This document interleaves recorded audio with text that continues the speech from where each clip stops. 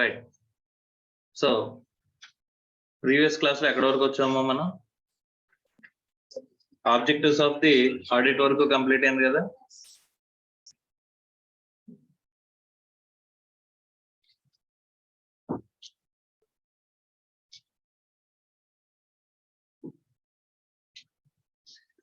Next we will start with standards on auditing అమ్మా. అందులో SA 200 గురించి మాట్లాడుకుందాం. ఆల్రెడీ SA 200 లో ఒక పాయింట్ గురించి మనం మాట్లాడుకున్నాం. ప్రైమరీ ఆబ్జెక్టివ్ గురించి మాట్లాడుకున్నప్పుడు అందులో SA 200 గురించి చెప్పారని చెప్పేసి మనం చెప్పుకున్నాం. ఓకే, అందులో ఇప్పుడు స్పెసిఫిక్ గా SA 200 లో మనకి ఏం చెప్తారో చూద్దాం.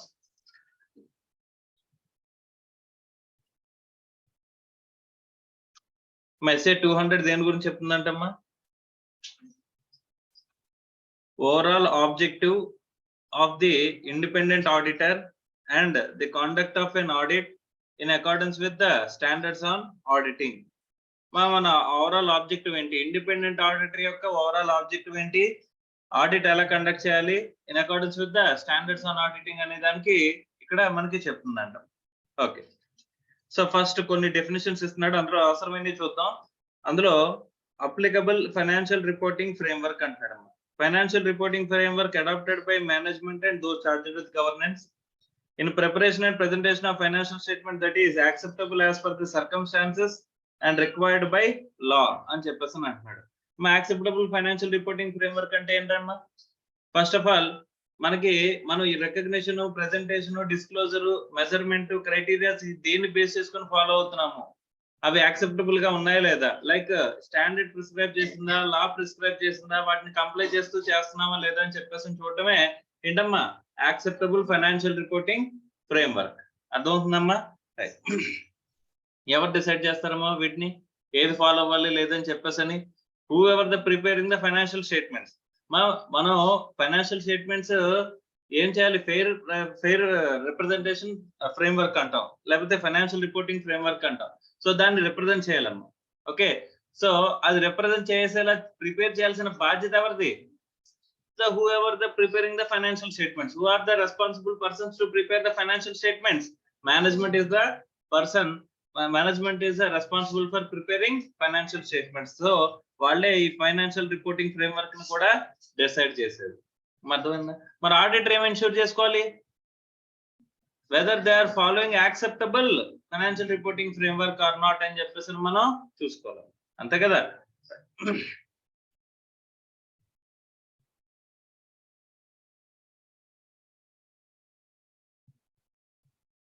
మా నెక్స్ట్ ఆడిట్ ఎవిడెన్స్ అంటున్నాడు. ఆడిట్ ఎవిడెన్స్ అంటే ఏంటి చూడండి. Information used by the auditor in arriving conclusions on which audit opinion is based. మనం ఆల్రెడీ సీక్వెన్స్ మాట్లాడుకున్నాం కదమ్మా. ఒపీనియన్ దేని బేస్ చేసుకుని ఇస్తాం? మన అరైవిన కంక్లూజన్స్ బేస్ చేసుకుని. అంటే రిపోర్ట్ ఎలా ఇస్తాం అంటే మనం బేస్ చేసుకున్న కంక్లూజన్స్ ఎలా వస్తాయని చెప్పేసి అంటే మనం ప్రిపేర్ చేసిన డాక్యుమెంటేషన్ బేస్ చేసుకున్నాం. డాక్యుమెంటేషన్ ఏంటి అంటే కనుక based on evidence, gathered evidence ఏదైతే ఉందో దాన్ని మనం ఏం చేస్తాం? డాక్యుమెంట్ చేస్తాం. అంటే based on what we are giving opinion అని చెప్పేసి ఏ బేసిస్ లో మనం ఒపీనియన్ ఇస్తున్నాం అంటే కనుక దాన్ని ఆడిట్ ఎవిడెన్స్ అని చెప్పేసి అంటున్నాడు అమ్మా. అర్థమైందా?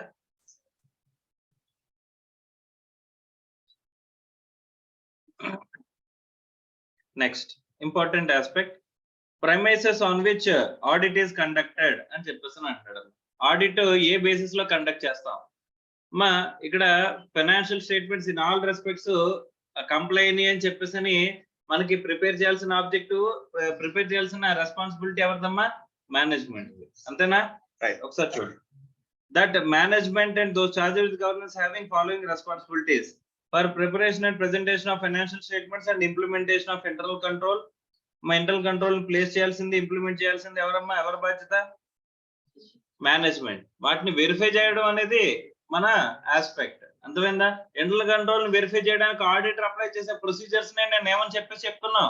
Compliance procedures. ఈ కంప్లయన్స్ ప్రొసీజర్స్ వచ్చినప్పుడు మనం ఏం చూడాలని చెప్పేసి అనుకున్నామమ్మా? Nature, timing and extent. మాకు గుర్తుందా? కొన్ని వర్డ్స్ మనం కంపల్సరీగా పడాలని చెప్పేసి అనుకున్నాం. కంప్లైన్స్ ప్రొసీజర్స్ వచ్చేసరికి ఏంటమ్మా? నేచర్, టైమింగ్ అండ్ ఎక్స్టెంట్, అంతేనా? రైట్. అదే సబ్స్టాంటివ్ ప్రొసీజర్స్ అంటే completeness,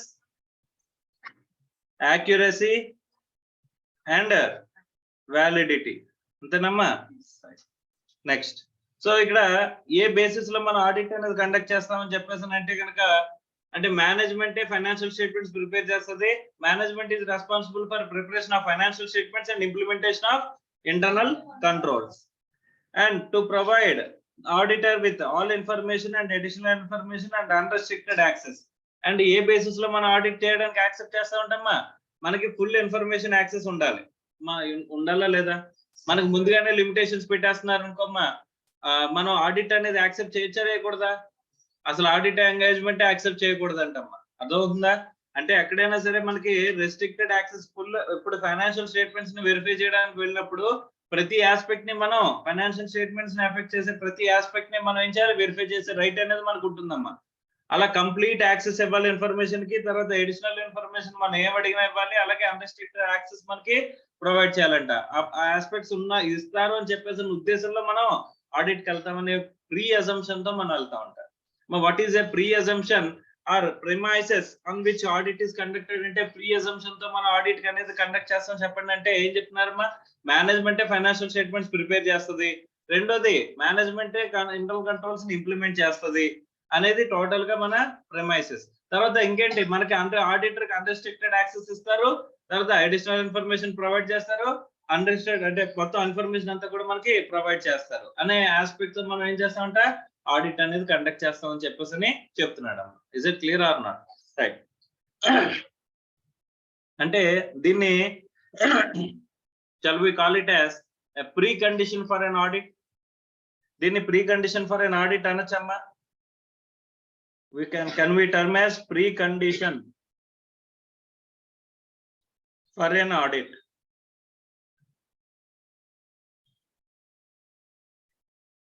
So precondition for an audit అనొచ్చా అనుకోదమ్మా? నెక్స్ట్,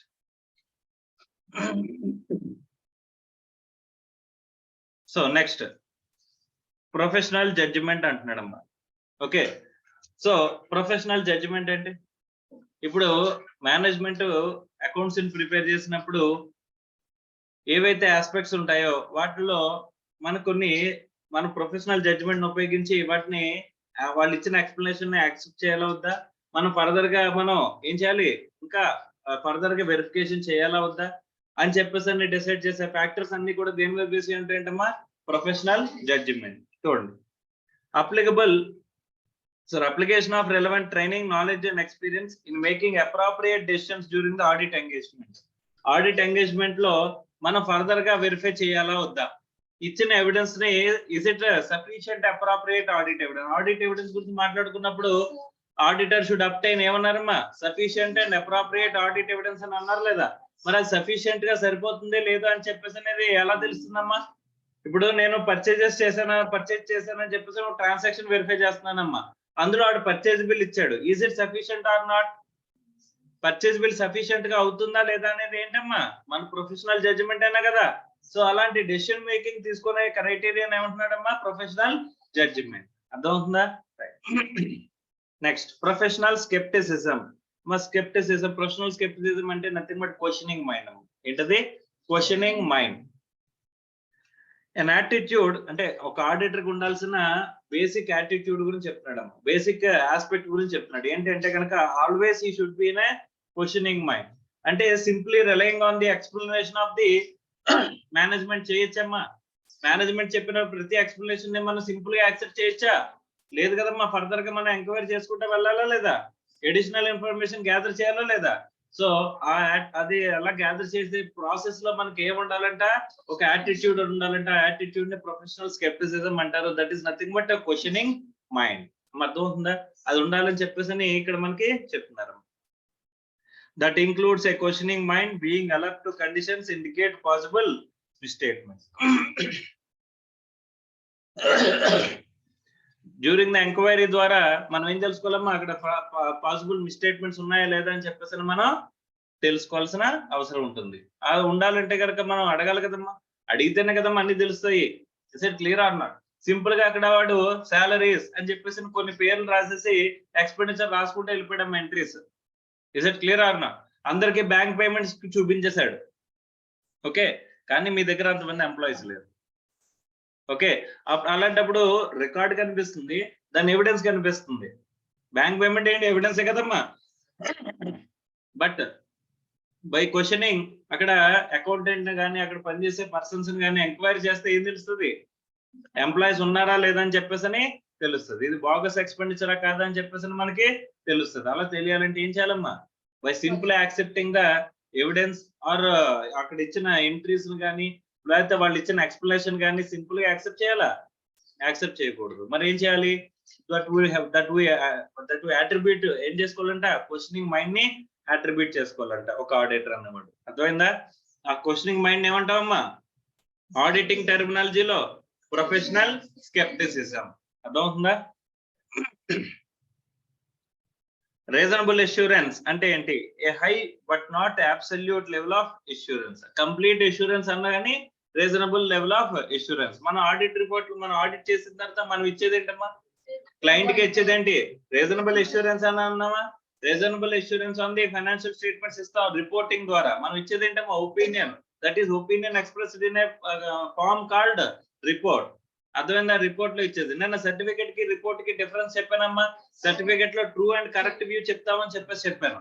అదే ఇక్కడ మన రిపోర్ట్ లో ట్రూ అండ్ ఫేర్ వ్యూ ఇస్తా ఉన్నాం. అక్కడ మనకు వచ్చేది ఏంటి, కేవలం రీజనబుల్ అష్యూరెన్స్. కంప్లీట్ అష్యూరెన్స్ అనేది వస్తుందా, లేదు. Next, risk of material misstatement. Risk that financial statements are misstated prior to the audit అని చెప్పేసి అంటున్నాడు. మా ఆడిట్ అనేది జరగడానికి ముందే మనకి ఫైనాన్షియల్ స్టేట్మెంట్స్ లో మిస్టేట్మెంట్స్ ఉండే అవకాశం ఉంటుంది. బట్ సిచ్యువేషన్ ఏమంటామమ్మా, రిస్క్ ఆఫ్ మెటీరియల్ మిస్టేట్మెంట్స్. దేని వల్ల వస్తాయంటే అవి బికాస్ ఆఫ్ ది రిస్క్ అమ్మా. ఇన్హెరెంట్ రిస్క్, తర్వాత కంట్రోల్ రిస్క్ అంటారు అమ్మా. మనకి ఇన్హెరెంట్ రిస్క్ అని చెప్పేసి అంటే మనం which cannot be avoided, which is inbuilt in the business process itself. Business process లోనే మనకి ఏముందంట, రిస్క్ అనేది ఇన్వాల్వ్ అయింటే కనుక దాన్ని ఏమంటారమ్మా, ఇన్హెరెంట్ రిస్క్. మరి కంట్రోల్ రిస్క్ అంటే the internal controls which we cannot, మనం ఏదైతే ప్లేస్ చేసామో ఇంటర్నల్ కంట్రోల్స్ అవి డిటెక్ట్ చేయలేకపోతున్నాయంట. అర్థమవుతుందా? ఈ internal controls not able to detect the errors or misstatements అనుకుంటే కనుక దాని ఏమంటారమ్మా, కంట్రోల్ రిస్క్. ఓకే, మరి డిటెక్షన్ రిస్క్ అని ఒకటి ఉంటుందమ్మా. 3 types of risks ఉంటాయి జనరల్ గా, inherent risk, control risk, detection risk. Detection అంటే audit procedures cannot also be detecting the risk అనుకుంటే కనుక దాన్ని ఏమంటారమ్మా, డిటెక్షన్ రిస్క్. అర్థమైందా? రిస్క్ ఆఫ్ మెటీరియల్ మిస్టేట్మెంట్స్ లో ఏ ఆస్పెక్ట్స్ అంటున్నాడమ్మా, material misstatements, inherent risk, control risk. Audit risk గురించి మాట్లాడినప్పుడు ఏం మాట్లాడతాడు, డిటెక్షన్ రిస్క్ గురించి మాట్లాడతాడు. ఓకేనా? The audit risk, the risk that auditor expresses inappropriate audit opinion when financial statements are materially misstated. మన ఫైనాన్షియల్ స్టేట్మెంట్స్ ఏమో మెటీరియల్లీ మిస్టేక్ అయినాయి, కానీ మన ఆడిటర్ ఏం చేశాడంట, అన్క్వాలిఫైడ్ ఒపీనియన్ ఇచ్చాడంట. ఇవ్వడానికి ఉండే అవకాశాన్ని ఏమంటారమ్మా, ఆడిట్ రిస్క్. అర్థమవుతుందా? సో చూడండి, it consist of risk of material misstatements and detection risk. మరి డిటెక్షన్ రిస్క్ ఎప్పుడు వచ్చింది, ఆడిట్ రిస్క్ లోనే కదా వచ్చింది. ఆల్రెడీ మాట్లాడుకున్నాం కదమ్మా దీని గురించి. సో ఇవన్నీ కూడా ఏంటి, కొన్ని వర్డ్స్ అమ్మా. అంటే ఇందులో మన స్టాండర్డ్ లో చూడబోయే కొన్ని వర్డ్స్ గురించి మనం ఇప్పుడు మాట్లాడుకుంటాం. అర్థమైందా? So what is professional scepticism? It's a questioning mind. It's an attitude that should be developed by an auditor. That is nothing but a questioning mind. It is not simply accepting the simple explanation given by the management or document. అర్థమైందమ్మా?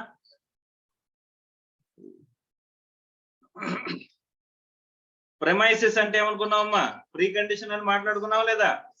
So what is a premises? ఏముండాలి premises అంటే, management financial statements ని prepare చేయడం and internal control ని implement చేయడం responsibility of the management అని, auditor కి full information and additional information which wherever required and unrestricted access provide చేస్తామని వాళ్ళు అగ్రీ అవుతున్నట్టు.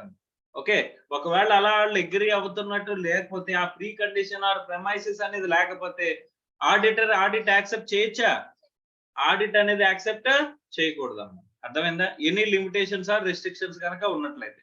ఆల్రెడీ ఒకవేళ మనం ఆబ్లిగేషన్లు ఇరుక్కుపోయాం అనుకోమ్మా, అప్పుడు ఖచ్చితంగా రిపోర్ట్ ఇచ్చి తీరాలి. కాంట్రాక్చువల్ ఆబ్లిగేషన్ లో ఇరుక్కుపోయాం, కానీ మనకి అన్రిస్ట్రిక్టెడ్ యాక్సెస్ అనేది సరే ఇవ్వట్లేదు, అంటే రెస్ట్రిక్టెడ్ యాక్సెస్ అనేది ఇస్తున్నారు. అలాంటప్పుడు మనం ఏం చేయాలి? ఫస్ట్ ఆఫ్ ఆల్ మనం విత్డ్రా ఫ్రమ్ ది ఎంగేజ్మెంట్ కి చూడాలి. లేదు అనుకుంటే అప్పుడు మాత్రం ఏం చూడాలమ్మా? డిస్క్లైమర్ ఆఫ్ ఒపీనియన్ అనేది ఇవ్వాలి. ఒపీనియన్స్ లో కూడా మనకి 2 రకాలు అనుకున్నాం కదమ్మా, sir no. Unqualified opinion, modified opinion అంటారు. అన్క్వాలిఫైడ్ అంటే ఏంటి? Clean report. మోడిఫైడ్ అంటే ఏంటి? మోడిఫైడ్ లో మళ్ళీ 3 రకాలు ఉంటాయి. మోడిఫైడ్ లో ఉన్నవేంటి? Qualified opinion, adverse opinion, disclaimer of opinion. అర్థమైందా? ఈ 3 చెప్పాను. వీటి ఇలా ఈ 3 ఇవ్వడాన్ని ఏమంటామమ్మా? మోడిఫైడ్ ఒపీనియన్ ఇవ్వడం అని చెప్పేసాను. Is it clear or not? Audit is conducted on the premises that management and those charges have governance have fundamental responsibilities. The audit of financial statements does not relieve from their responsibilities. Audit jarigindante ganaka management than responsibilities ni tappichukunnatena? Management is relieved from the obligations అని అనొచ్చమ్మా? No. అంటే auditor ఇప్పుడు suppose auditor work perform by others గురించి మాట్లాడుకున్నామమ్మా. So auditor వేరే auditor perform చేసిన లేకపోతే expert చేసిన work ని use చేసుకున్నాడు అని చెప్పేసానంటే వీడి రెస్పాన్సిబిలిటీ తగ్గుతుందని అన్నారా? తగ్గదు కదమ్మా. అల్టిమేట్ గా he is responsible for the opinion given అని చెప్పేసి అన్నారా లేదమ్మా? అలాగే ఇప్పుడు ఆడిటర్ ఆడిట్ చేసినంత మాత్రాన మేనేజ్మెంట్ తన రెస్పాన్సిబిలిటీస్ నుంచి తప్పించుకున్నట్ట కాదంట. Management is still responsible for the ఏంటి? Preparation of financial statements. ఎక్కడైనా మిస్టేట్మెంట్స్ అనేవి వచ్చినాయి అంటే కనుక ఎవరు రెస్పాన్సిబుల్ అయిపోతారంటమ్మా? Management is held responsible. అర్థమైందా? Scope of audit. The purpose of audit is to enhance the confidence of the users of the financial statements అంటున్నాడు. ఇది ఆల్రెడీ మనకు తెలుసా? క్రెడిబిలిటీని పెంచడమే కదమ్మా. సార్ నువ్వు నమ్మకాన్ని పెంచడమే కదమ్మా. ఫైనాన్షియల్ స్టేట్మెంట్స్ మీద నమ్మకాన్ని పెంచడమే కదా. Right. Thus, opinion is on the whether the financial statements are presented fairly and give a true and fair view of the applicable financial reporting framework అని చెప్పేసి అన్నాడు. ఓకే అమ్మా, ఇక్కడ ఇది ఇంపార్టెంట్ పాయింట్. మన ఆడిట్ రిపోర్టు ఏం చేయదు అని చెప్పేసని, అంటే మన ఆడిట్ అనేది ఏం చేయదు అని చెప్పేసని ఎష్యూరెన్స్ ఇవ్వదంట. దేని మీద? కంపెనీ ఫ్యూచర్ లో కంటిన్యూ అవుతుంది, కంపెనీకి సూపర్ గా ఫ్యూచర్ లో ప్రాఫిట్స్ వస్తాయి, ఇలాంటివన్నీ చెప్తామా? ఆడిట్ జరిగిందంటే కనుక ఆడిట్ ఒపీనియన్ లో క్లీన్ అన్క్వాలిఫైడ్ ఒపీనియన్ మనం ఇచ్చాం. అది చూసి users of the financial statements అమ్మ కంపెనీకి ఇంకా డోకా లేదు 10 ఏళ్ల వరకు అని చెప్పేసి అనుకోవచ్చా? అనుకోవడానికి ఉంటుందా? లేదు కదమ్మా. మనం ఆల్రెడీ ప్రిపేర్ చేసిన ఫైనాన్షియల్ స్టేట్మెంట్స్ మీద ఏం చేస్తున్నాం?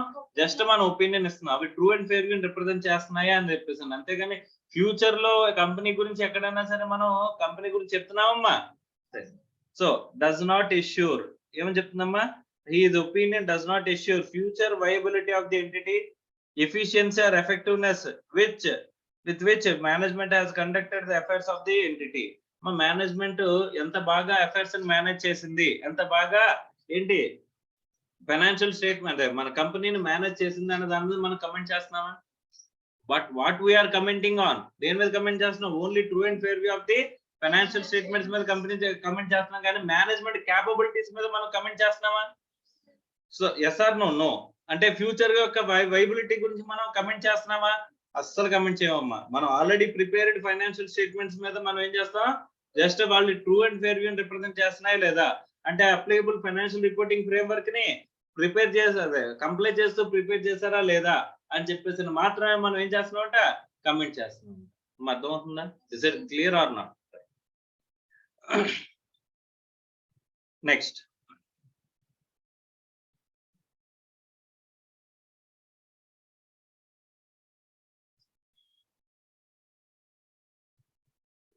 however, in some cases, applicable law and regulation may require auditors to express opinion on some specific matters. Then auditors should undertake further work అని చెప్పేసి అంటున్నాడు.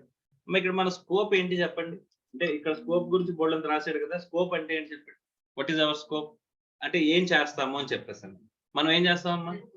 Will only conduct audit and we will comment only true and fair view of the financial statements or applicable financial reporting framework has been complied while preparing the financial statements which are prepared by management and those charged with governance.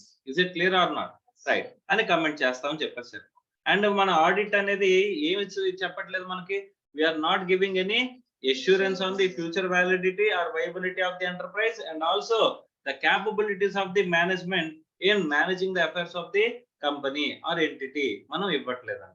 Okay, అలాగే ఇంకా మన scope ఇంకా ఏముంటుందంటే కనుక additional matters ఏమన్నా report చేయమని లా కానీ regulation కానీ మనకి చెప్తున్నట్లయితే చేశారా చేయలేదని చెప్పేసి చూడాల్సిన బాధ్యత మన మీద అడిషనల్ గా వీటి మీద కూడా మీ ఒపీనియన్ ఇవ్వండి అని చెప్పేసి చెప్తే అవి ఇవ్వాల్సిన ఆబ్జెక్టివ్ మన మీద ఉంటాయంట. అర్థమవుతుందా? అంటే మన scope is not only restricted to giving opinion on true and fair view of the financial statements and also includes అని చెప్పేసి నేను చెప్తున్నాడమ్మా. In some cases, applicable law or regulation may require auditor to express opinion on some specific matters. Specific matters మీద comment చేయమని అడగచ్చు. Example, suppose income tax act ఉంది, మనం audit చేస్తున్నాం. Income tax act ప్రకారం మనం ఆడిట్ చేస్తున్నాం. మనం ఆడిట్ చేసిన తర్వాత నార్మల్ ఆడిట్ ప్రొసీజర్స్ ప్రకారం ఆడిట్ చేసేసిన తర్వాత సమ్ అడిషనల్ పర్టికులర్స్ మీద మన ఒపీనియన్ అనేది 3CD ఫామ్ లో అడుగుతారు. ఓకే, సో కమెంట్ చేయమంటారు ఈ కొన్ని సిచ్యువేషన్స్ ఇచ్చి. ఆ సిచ్యువేషన్స్ మీద మనం ఏం చేయాలంట, ఒపీనియన్ అనేది ఎక్స్ప్రెస్ చేయాల్సిన అవసరం అనేది ఉంటుంది. అర్థమవుతుందమ్మా? ఆ పర్టికులర్స్ మీద అదేంటి additional requirements which will also come under the scope of the audit. అర్థమవుతుందా? Auditor decides the scope of his audit having regarded to requirements of the legislation, pronouncement of ICA and terms of audit engagement.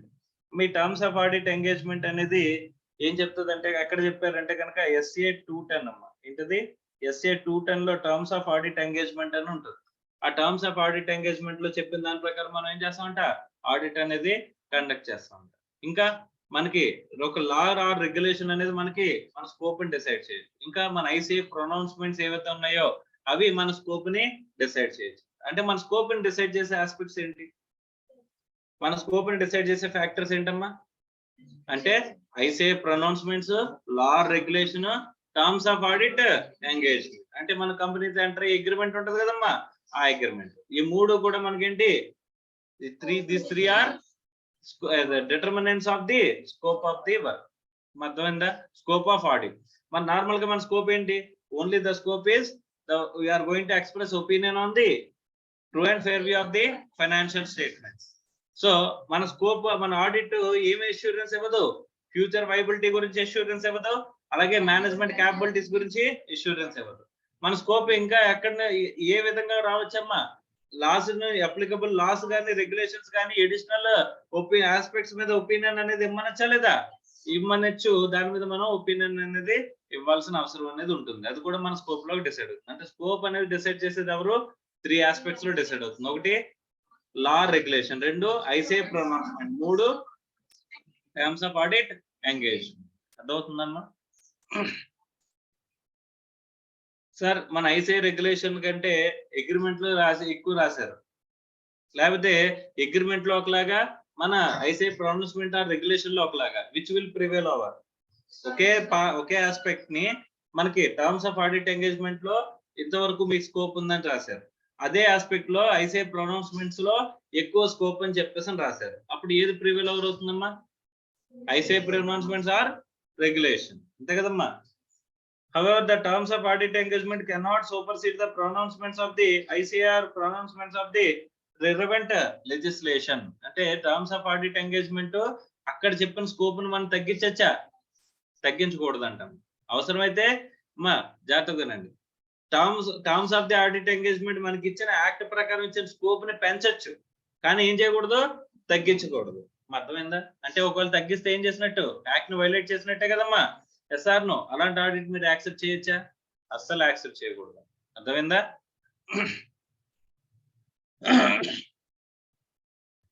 Next, reasonable assurance with respect to misstatements. Auditor is required to obtain reasonable assurance as to whether the financial statements are free from material misstatement. Thus, auditor obtains sufficient appropriate audit evidence to reduce the risk to an acceptably low level.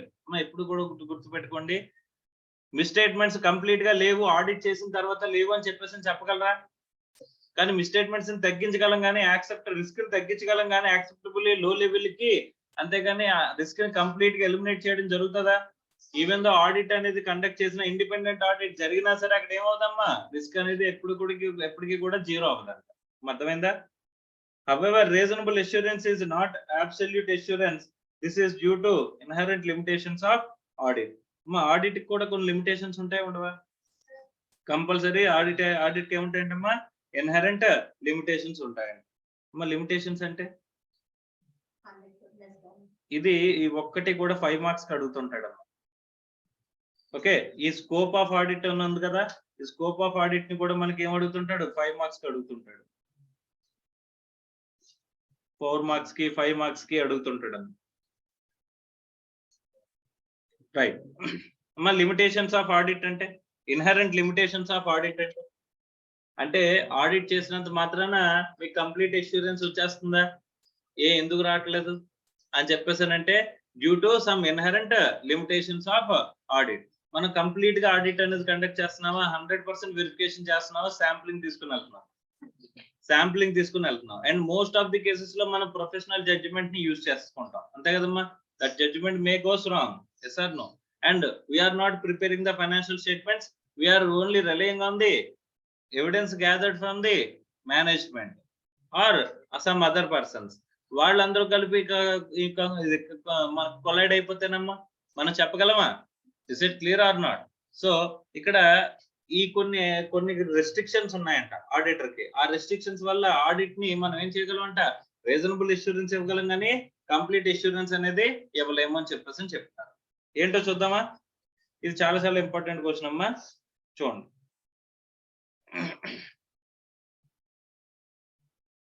Auditor cannot obtain absolute assurance, cannot reduce the risk to zero. మరి risk ని జీరోకి తగ్గించగలరా? మనం ఏమనుకున్నాం, risk ని ఎంతవరకు తగ్గించవచ్చు? Acceptable లో level తగ్గించవచ్చు, కానీ జీరో చేయగలమా? చేయలేమండి. This is due to inherent limitations of an audit to which auditor obtains persuasive evidence rather than conclusive. మా ఎవిడెన్స్ లోనే మనం మాక్సిమం అబ్టైన్ చేయగలిగింది ఏంటంటే పర్సువేసివ్ ఎవిడెన్స్. ఈ వర్డింగ్స్ అనేవి ఇంపార్టెంట్ అమ్మా. మరి కంక్లూజివ్ ఎవిడెన్స్ అంటే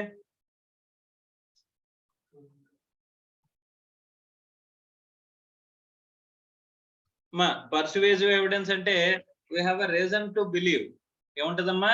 we have a reasonable belief on the evidence. అంతేగాని కంప్లీట్ గా ఇది యాక్యురేట్, ఇదే కరెక్ట్ అని చెప్పేసి ఉంటే ఎవిడెన్స్ అనేది జనరల్ గా ఎగ్జిస్టెన్స్ లో ఉండదమ్మా. ఓకే, సో కరెక్ట్ ఎవిడెన్స్ ఇదేమంటారు? కంక్లూజివ్ ఎవిడెన్స్ అంటే ఇంకా ట్రూ అండ్ కరెక్ట్ వ్యూ ఇచ్చినట్టే. So true and correct view ఇవ్వగలిగే ఎవిడెన్స్ అనేది ఎక్కడ కూడా మనకి జనరల్ గా అవైలబుల్ గా ఉండదు. సో ఆ కంక్లూజివ్ ఎవిడెన్స్ అనేది మనం ఎవిడెన్స్ అనేది గ్యాదర్ చేయడం కష్టం అండి. మనం గ్యాదర్ చేసే ఎవిడెన్స్ ఏంటిది? పర్సువేసివ్ ఎవిడెన్స్ అంటే రీజన్ టు బిలీవ్ అనేది మాత్రమే ఇస్తుంది. అర్థమవుతుందా? అంటే రీజన్స్ టు బిలీవ్ అనేది ఉండి మనకి అక్కడ వచ్చిందంటే కనుక కంక్లూజివ్ కంటే తక్కువే కదమ్మా. Persuasive evidence is a evidence which we will rely on, that is reasonableness of the evidence. Okay, reason to believe, we have a reason to believe on the evidence అనుకుంటే కనుక దాన్ని ఏమంటామమ్మా? Persuasive evidence. అంటే మనం gather చేసే evidence, most of the audit లో మనం gather చేసే evidence అంతా ఏంటమ్మా? Persuasive evidence rather than conclusive evidence. Conclusive evidence అనేది దొరకడం చాలా కష్టం. Is it clear or not? ఎందుకంటే సింపుల్ లాజిక్ చెప్తానమ్మా. ఇప్పుడు పర్చేజ్ జరిగిన రోజున మీరు నిజంగా పర్చేజ్ జరిగినప్పుడు ఎదుర్కొంటూ ఉన్నారా? పర్చేజ్ వాడు బిల్ ఇవ్వడం మీరు చూసారా? Yes or no? ఆ ట్రాన్సాక్షన్ జరిగినప్పుడు మీరు లేరు, ఆ ట్రాన్సాక్షన్ మీరు కళ్ళెదురుగా చూడలేరు. కళ్ళెదురుగా చూస్తే కంక్లూజివ్ అంటాం కదమ్మా. ఆడు ఇచ్చాడు అని చెప్పేసి డాక్యుమెంట్ మీకు ఇస్తున్నారు, అంతేనా? మరి నిజంగా ఆడి ఇచ్చాడో లేదని నమ్మకం తెలిసి ఉంటుందా మీకు? Yes or no? అంటే రీజన్స్ టు బిలీవ్ అంటే మిగతా వేరే కొరాబరేటివ్ ఎవిడెన్స్ అంటే సపోర్టింగ్ ఎవిడెన్స్ అన్నింటినీ బేస్ చేసుకుని చూస్తే ఈ ఎవిడెన్స్ అనేది మనకి రీజన్ టు బిలీవ్ అని వస్తుందంట. సపోర్టింగ్ ఎవిడెన్స్ ఏమున్నాయి? వీడు పర్చేజ్ బిల్ ఇచ్చాడమ్మా, వాడు నిజంగా మనకి పేమెంట్ కూడా సపోర్టింగ్ గా ఉంది. ఓకే, దాని నుంచి ఆడి దగ్గర నుంచి మనకు డెలివరీ చలాన్ ఉంది. అలాగే అక్కడి దగ్గర నుంచి ఇంకోటి ఏమొచ్చింది? ఆ GSTR 2B లో ఆ ట్రాన్సాక్షన్ కూడా రిఫ్లెక్ట్ అయింది. మనకి డెలివరీ వచ్చింది, పేమెంట్ జరిగింది, మనకి 2B లో రిఫ్లెక్ట్ అయింది. ఇవన్నీ సపోర్టింగ్ ఎవిడెన్స్ బేస్ చేసుకుని చూస్తే ఈ పర్చేజ్ బిల్ అనేది ఏమైందమ్మా? మనం ఎవిడెన్స్ కింద రీజన్ టు బిలీవ్ అనేది ఉందా లేదా? Yes or no? ఇది కంప్లీట్ కంక్లూజివ్ ఎవిడెన్సా? నిజంగా ఈ ట్రాన్సాక్షన్స్ అన్ని ఫ్రేమ్ అప్ చేసుకుని ఉండొచ్చు కదమ్మా. సార్ నువ్వు నిజంగా నువ్వు జరిగినప్పుడు ట్రాన్సాక్షన్ జరిగినప్పుడు నువ్వు ఎదుర్కొంటా ఉన్నావు అనుకోమ్మా, దట్ ఈస్ వాడి నిజంగా ఆ ఇన్వాయిస్ ఇవ్వడం, నువ్వు గూడ్స్ ఇవ్వడం అన్ని కూడా వాడు చూసాడు అనుకోమ్మా, అప్పుడు అది ఏమవుతుంది, కంక్లూజివ్ ఎవిడెన్స్ అవుతుంది. Can we gather conclusive evidence? So only a kind of evidence మాత్రమే మనం గ్యాదర్ చేయగలమమ్మా, persuasive evidence. Whatever the auditor obtains evidence, that is audit evidence is called persuasive in nature but not conclusive in nature. ఎందుకమ్మా మనం చేసే audit ఏంటి, post mortem. అంటే transaction జరిగిపోయిన తర్వాత కదమ్మా వెరిఫై చేస్తాం, అంతేగాని ట్రాన్సాక్షన్ జరుగుతున్నప్పుడు చేస్తామా, చేయం కదమ్మా. Yes or no? రైట్.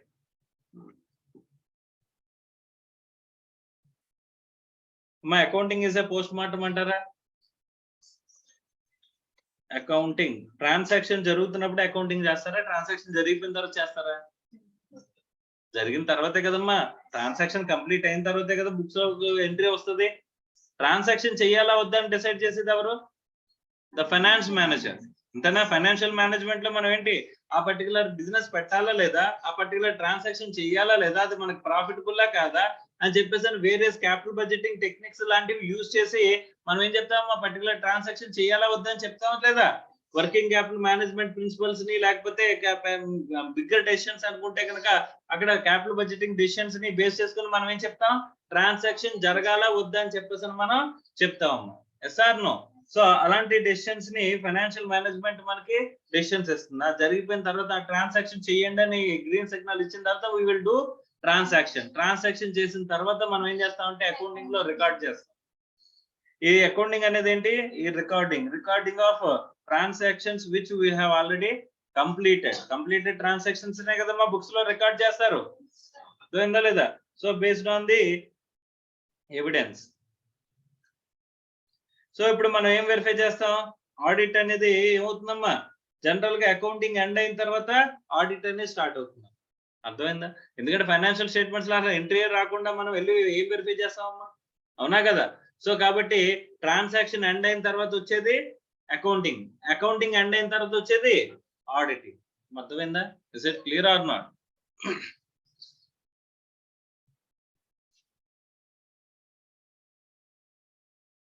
ఈ ఇన్హరెంట్ లిమిటేషన్స్ అనేవి ఎలా అరైజ్ అవుతాయని చెప్పేసానంటే ఏం చెప్తున్నాడమ్మా, నేచర్ ఆఫ్ ఫైనాన్షియల్ రిపోర్టింగ్ ని బేస్ చేసుకుని, నేచర్ ఆఫ్ ఆడిట్ ప్రొసీజర్స్ ని బేస్ చేసుకుని, limitations of time and cost ని బేస్ చేసుకుని మనకి ఇన్హరెంట్ లిమిటేషన్స్ అనేవి ఉంటాయంట.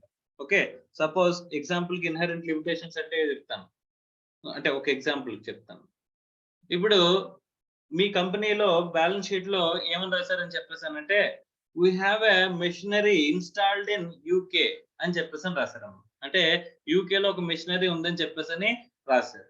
ఓకే, సో ఇప్పుడు ఆడిట్ వెరిఫై చేయాలంటే కనుక అంటే నిజంగా అసెట్ ఉందా లేదా ఎగ్జిస్టెన్స్ లోని అని చెప్పేసి చూడాలంటే ఇప్పుడు ఎక్కడికి వెళ్ళాలి ఆడిటర్? యూకే వెళ్ళాలా లేదమ్మా? Yes or no? సో పంపిస్తారా? పంపించరా? అంటే ఇప్పుడు మనం ఖచ్చితంగా ఒక రీజనబుల్ ఇష్యూరెన్స్ తీసుకుని మనం ఏం చేస్తాం, ఆడిట్ అనేది కండక్ట్ చేస్తాం, అంతేనా కదా? అంటే మన రిపోర్ట్ అనేది ఇస్తాం. కానీ నిజంగా విత్ కాస్ట్ ఫ్యాక్టర్స్ తో చూసుకుంటే కనుక ఆడిట్ వల్ల వీళ్ళకి వచ్చిన ఉపయోగం ఏమైనా ఉందా మేనేజ్మెంట్ కి? Only for the reporting purpose తప్ప అడ్వాంటేజెస్ ఏమైనా ఉందమ్మా? సో జనరల్ గా దాన్ని అడ్వాంటేజ్ ఫ్యాక్టర్ కి చూడకూడదు, కానీ బై బ్యాడ్ లక్ మనకి ఏం చేస్తారంటే వాళ్ళు అడ్వాంటేజెస్ ఫ్యాక్టర్ గానే చూస్తారమ్మా. Okay, it's a compliance factor గా చూడాలి ఫస్ట్ ఆఫ్ ఆల్, కానీ వాళ్ళు ఏంటి అడ్వాంటేజ్ ఫ్యాక్టర్ గా చూస్తారు. వీడికి అంత ఖర్చు పెట్టడం, బడ్జెట్ ఎక్కువైపోతుంది, వీళ్ళందరినీ టీం అంతటిని యూకే పంపించాలంటే only for the verification of one machinery అని చెప్పేసి అని అంటారు, అర్థమవుతుందా? బట్ అక్కడ మనకి అది ఇన్హరెంట్ లిమిటేషనా కదా సార్? నో. చూడండి, నేచర్ ఆఫ్ ఫైనాన్షియల్ రిపోర్టింగ్ ని బేస్ చేసుకుని ఇన్హరెంట్ లిమిటేషన్స్ ఏముంటాయి?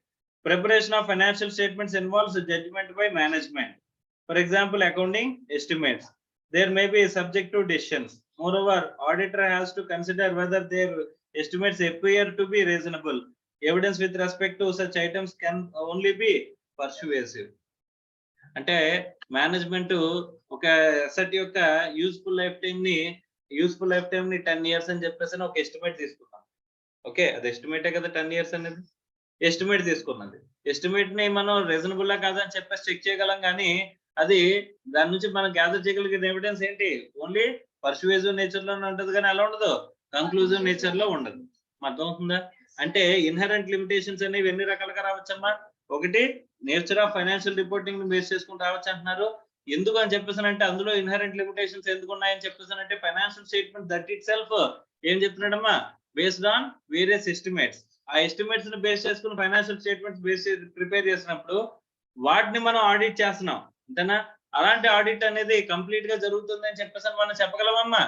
కంప్లీట్ అష్యూరెన్స్ అనేది వస్తుందా? Yes or no? Only reasonable assurance కదమ్మా మనకు వస్తుంది. Yes or no? అది దాని వల్ల ఇన్హరెంట్ లిమిటేషన్ అంటున్నాడు. తర్వాత nature of audit procedures. Management or others may not provide complete information. Moreover, frauds may be involved carefully designed schemes to conceal it. Thus, auditor may not detect them. అని చెప్పేసి అంటున్నాడు. So ఇక్కడ auditor ప్రతి fraud ని బయట పెట్టలేడు. నిన్న Kingston cotton mills case చూసాం కదమ్మా, అందులో ఆడిటర్ ఏమన్నారమ్మా? Is a watchdog but not bloodhound. అర్థమైందా? అంటే ఆడిట్ జరిగినంత మాత్రాన ప్రతి మిస్టేట్మెంట్ బయటపడిపోతుందా? ప్రతి ఫ్రాడ్ బయటపడిపోతుందా? ప్రతి ఎర్రర్ తెలిసిపోతుందా అంటే తెలియడం కష్టం. ఎందుకంటే మేనేజ్మెంట్ ఇప్పుడు చేసేవాళ్ళు చాలా ప్లాన్డ్ గా డిజైన్డ్ గా చేశారు అనుకోమ్మా, మన ఆడిటర్ ఆడిట్ చేసినప్పుడు కనిపెట్టగలడా? Audit procedures may not be sufficient to ఏంటి డిటెక్ట్ ఆర్ మనకేంటి ఎర్రర్స్ ఆర్ ఫ్రాడ్స్. అర్థమైందా? ఇప్పుడు మనకి ఇంటి దొంగ ఈశ్వరుడైనా పట్టుకోలేడు అంటారు, అవునా? అలాంటప్పుడు ఇక్కడ పూర్తిగా డిజైన్ చేసిన వాళ్ళు, ఇంప్లిమెంట్ చేసింది వాళ్ళు. ఇప్పుడు మొత్తం అన్ని డాక్యుమెంట్స్ నీకు కావాల్సిన ఎవిడెన్స్ ఆడిటర్ ఏమే వెరిఫై చేస్తాడు? ఈ డాక్యుమెంట్స్ వెరిఫై చేస్తాడు. ఇవన్నీ కూడా క్రియేట్ చేసి పెట్టారమ్మా. ఆడిటర్ ఏం చేస్తాడు? పాపం నేను నిజంగా జరిగిందని చెప్పేసి ట్రాన్సాక్షన్ అనుకుంటాడు, కానీ అడే లైవ్ లో జరిగిన ట్రాన్సాక్షన్ జరిగినప్పుడు ఉన్నాడా? లేడు కదమ్మా. వాడు అడిగిన ఇన్ఫర్మేషన్ అలా ప్రిపేర్ చేసి ఇచ్చేస్తున్నారమ్మా. అప్పుడు ఏమనుకుంటాడు? రీజనబుల్ ఇష్యూరెన్స్ తీసుకుని వెళ్ళిపోతాడా లేదా? అది వన్ ఆఫ్ ది ఇన్హరెంట్ లిమిటేషనా కదా? Yes or no? సో మేనేజ్మెంటే కనుక ఇన్వాల్వ్ అయిపోయింది అనుకోమ్మా, అలాంటప్పుడు it is not possible to detect. అర్థమైందా?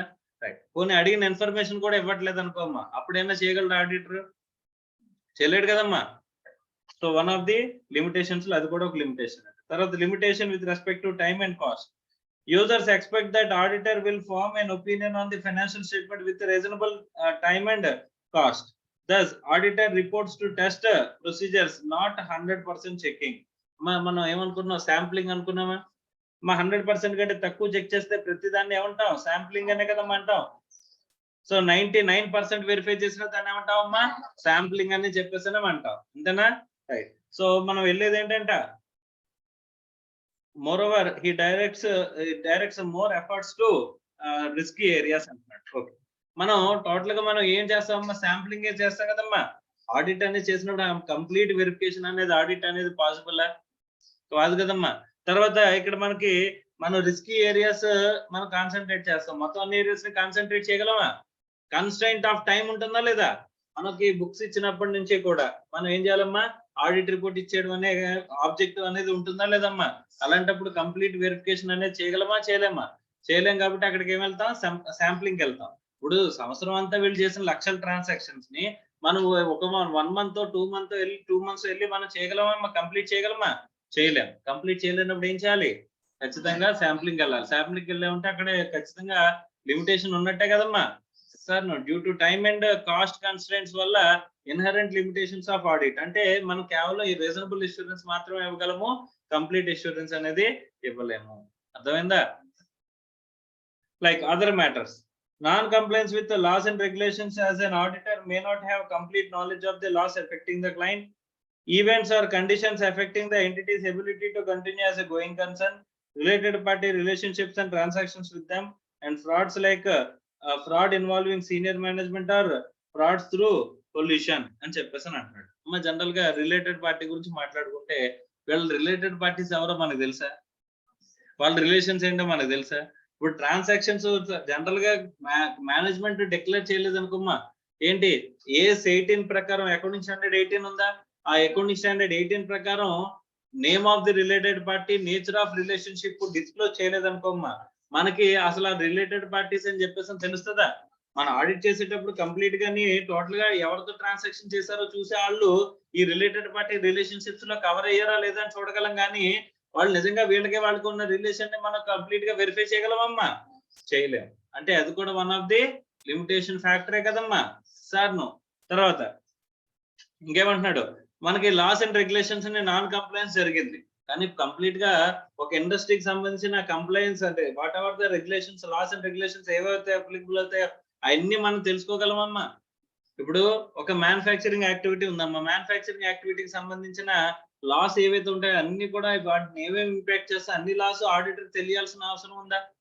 తెలుసుకోగలరా? కొన్ని టెక్నికల్ లాస్ ఉంటాయి, అన్ని కూడా మనకు తెలుస్తాయమ్మా? తెలియదు. అలాంటప్పుడు దాని వల్ల కూడా మనకి ఏమవుతాయమ్మా? ఇన్హరెంట్ లిమిటేషన్స్ అనేవి వచ్చే అవకాశం అనేది ఉంది. దానివల్ల కూడా మనం ఏమివ్వలేం, కంప్లీట్ అష్యూరెన్స్ ఇవ్వగలమా?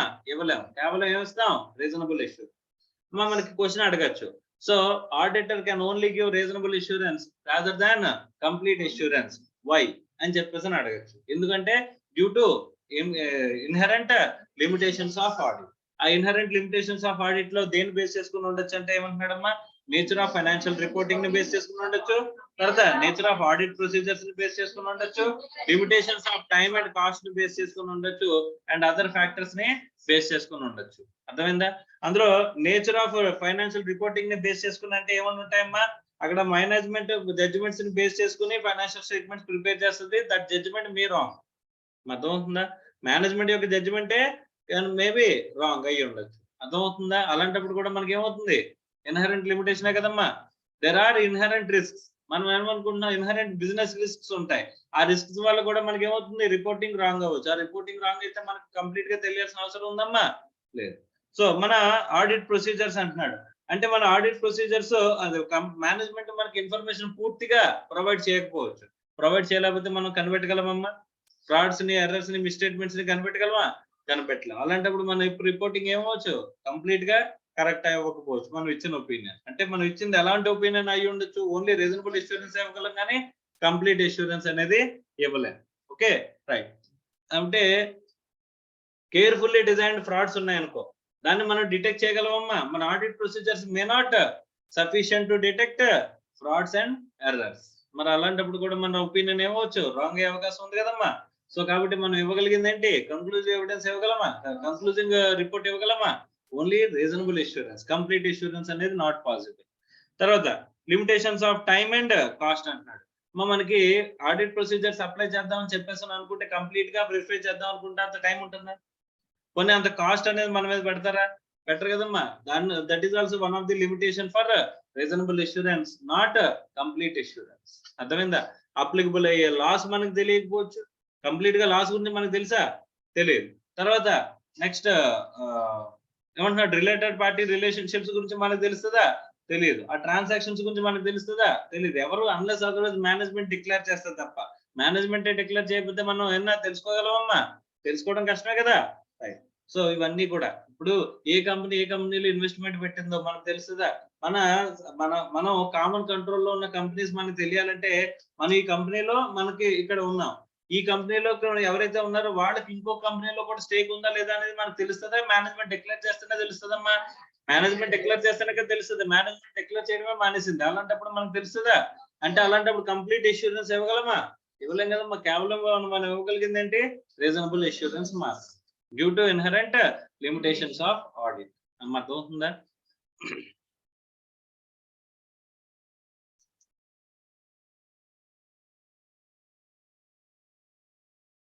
సో చూడండి, due to aforesaid inherent limitations there is an unavoidable risk that some material misstatements may be remained undetected. Undetected ఉండిపోతాయి కాబట్టి మెటీరియల్ రిస్క్ అనేది డిటెక్ట్ చేయలేకపోవచ్చు. కాబట్టి అప్పుడు ఏమవుతుందమ్మా? Complete assurance is not possible, only reasonable assurance is possible. Okay,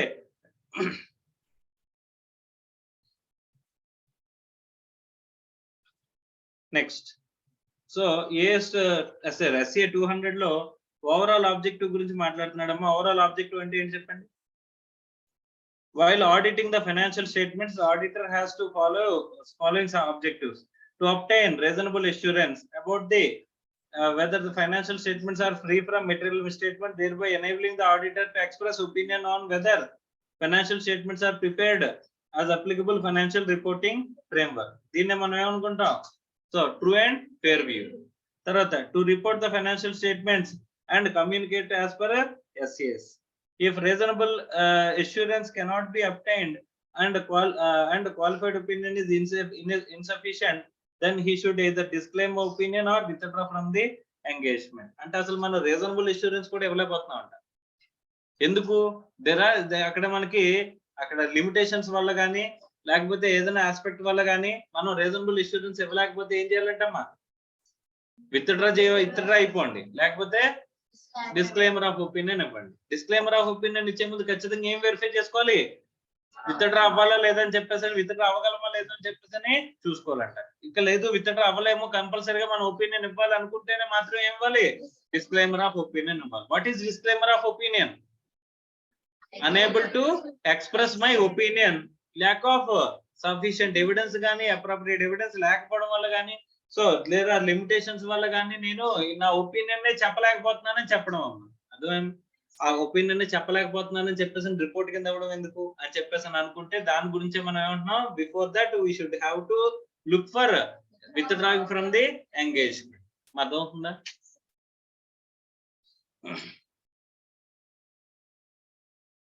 next కొన్ని aspects చెప్తున్నాడమ్మా. అంటే overall objective అంటే అర్థమైందమ్మా? సో ఎస్ఏ 200 లో ఓవరాల్ ఆబ్జెక్టివ్ అంటే అర్థమైందా లేదా? Is it clear or not? అంటే దేని ఓవరాల్ ఆబ్జెక్టివ్ ఏంటి? To give reasonable assurance on the financial statements, applicable financial reporting framework or true and fair view. అంతేనా? Right. Ethical requirements or responsibilities of auditor. ఎవరు చెప్తున్నారో ఇవన్నీ కూడా SA 200 చెప్తున్నా responsibilities. Ethical requirements అంటే ఏం చెప్తున్నాడు? He shall comply with ethical requirements including independence. First independence check చేసుకోవాలి అని చెప్పేసి చెప్తున్నారు. ఇదన్నీ ఆల్రెడీ మనం మాట్లాడుకున్నాం కదమ్మా. ఎక్కడ మాట్లాడుకున్నాం? Basic principles governing and audit లో ఇంటిగ్రిటీ, ఆబ్జెక్టివిటీ, ఇండిపెండెన్స్ గురించి మాట్లాడుకున్నాం కదా. అంటే అదే పాయింట్ ఇక్కడ ఎథికల్ రిక్వైర్మెంట్స్ అనే పేరుతో చెప్తున్నాడమ్మా. అర్థమైందా? Right. So next professional scepticism అంటే ఏంటి? క్వశ్చనింగ్ మైండ్ అని చెప్పేసి అనుకున్నాం లేదా? So it is also one of the requirement or responsibility of the ఎవరమ్మా? Auditor. He should recognise the conditions, possible misstatements and includes being alert to contradictory evidences, conditions indicating possible frauds, conditions questioning reliabilities. Moreover, it requires a critical assessment of audit evidence gathered. By maintaining professional skepticism, overall risks can be reduced. అంటే professional scepticism అంటే ఏంటి? Questioning mind. ఆ క్వశ్చనింగ్ mind తో మనం overall గా మనకు వచ్చే రిస్క్స్ ని తగ్గించుకోవడానికి ట్రై చేయాలని చెప్పేసి చెప్తున్నాడు. అది వన్ ఆఫ్ ది రిక్వైర్మెంట్ అంట. అర్థం అవుతుందా? ఆడిట్ చేయాలంటే మనకి బేసిక్ గా రిక్వైర్మెంట్స్ ఏం కావాలంటే, ఒకటి ఎథికల్ రిక్వైర్మెంట్స్ అంటున్నాడు. ఎథికల్ రిక్వైర్మెంట్స్ ఏమంటున్నాడమ్మా? ఏ ఇన్ఫ్లుయెన్సెస్ కింద లేకుండా మీరు ఇండిపెండెంట్ గా ఉండడం అనేది ఎథికల్ రిక్వైర్మెంట్ అని చెప్పేసి చెప్తున్నాడు. అర్థమైందా? అలాగే అక్కడ మనకి ప్రొఫెషనల్ స్కెప్టిసిజం, క్వశ్చనింగ్ మైండ్ ఉండడం అనేది ఒక రిక్వైర్మెంట్ కింద మాట్లాడుతున్నాడమ్మా ఆడిట్ కండక్ట్ చేయాలంటే కనుక. ఓకే, సో దీన్ని ఒక క్వశ్చన్ కింద అడగచ్చమ్మా. What are all the requirements to do an audit by a auditor అని చెప్పేసి as per SA 200 అని అడగచ్చు. అడిగితే ఏం చెప్తాం? Ethical requirement, professional scepticism, professional judgement అంట. నెక్స్ట్ ఏంటి? Professional judgement. So professional judgement అంటే ఏంటి? ఇప్పుడు డెసిషన్స్ తీసుకుంటారు కదమ్మా. ఆ డెసిషన్స్ లో ఆడిట్ కండక్ట్ చేసేటప్పుడు ఎవిడెన్స్ సరిపోతుందా సరిపోదా? ఇప్పుడు మనం గ్యాదర్ చేసిన ఈ పర్టికులర్ ట్రాన్సాక్షన్ ని సపోర్ట్ చేయడానికి ఎవిడెన్స్ సరిపోతుందా సరిపోవట్లేదా? ఎడిషనల్ ప్రొసీజర్స్ ఇక్కడ అప్లై చేయాలా లేదా? ఏదైతే ఎర్రర్ జరిగిందో ఆ ఎర్రర్ అనేది క్యుములేటివ్ ఎర్రరా, నాన్ క్యుములేటివ్ ఎర్రరా? క్యుములేటివ్ ఎర్రర్ అంటే ఒకటి మనం సిస్టమ్ ఇప్పుడు ఇంటర్నల్ కంట్రోల్ లో మనకి ఎర్రర్ కనిపెట్టాం అనుకోమ్మా, అప్పుడు అందులో ఇంటర్నల్ కంట్రోల్ ద్వారా పాస్ అయిన ప్రతి ట్రాన్సాక్షన్ అదే ఎర్రర్ లో వెళ్తుంది కదా. అంటే అదేమిటి? క్యుములేటివ్ ఎఫెక్ట్ ఉంటుందా లేదా? మరి క్యుములేటివ్ ఎఫెక్ట్ ఉంటున్నప్పుడు ఫర్దర్ ఆడిట్ ప్రొసీజర్స్ అప్లై చేయాలా లేదా అనేది ఏంటి? మన జడ్జిమెంటే కదమ్మా. సార్ అలాంటి ప్రొఫెషనల్ జడ్జిమెంట్ కూడా మనకి కావాలంట. So for example materiality audit, risk, nature and extent of audit procedures ఎంతవరకు అప్లై చేయాలి, ఎక్స్టెంట్ ఎంతవరకు అప్లై చేయాలి, ఏ టైమింగ్ లో అప్లై చేయాలి, అలాంటి ప్రొసీజర్స్ అప్లై చేయాలి. ఇవన్నీ కూడా దేని బేస్ చేసుకుని రావాలి? Professional judgement. అంటే it is also one of the requirement for the auditor or not? Next sufficient and appropriate audit evidence and audit risk అంటున్నాడు. Sufficiency refers to quantum and appropriateness refers to quality. అంతే కదమ్మా. Quantity, quality.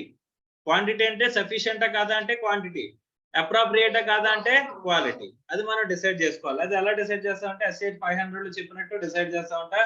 It requires a reduce the audit risk to acceptable low level. Audit risk is a technical risk and it does not include business risk. ఎందుకంటే business risk cannot be avoided amma. Okay. The risk of material misstatements and detection risk and inherent limitations of audit.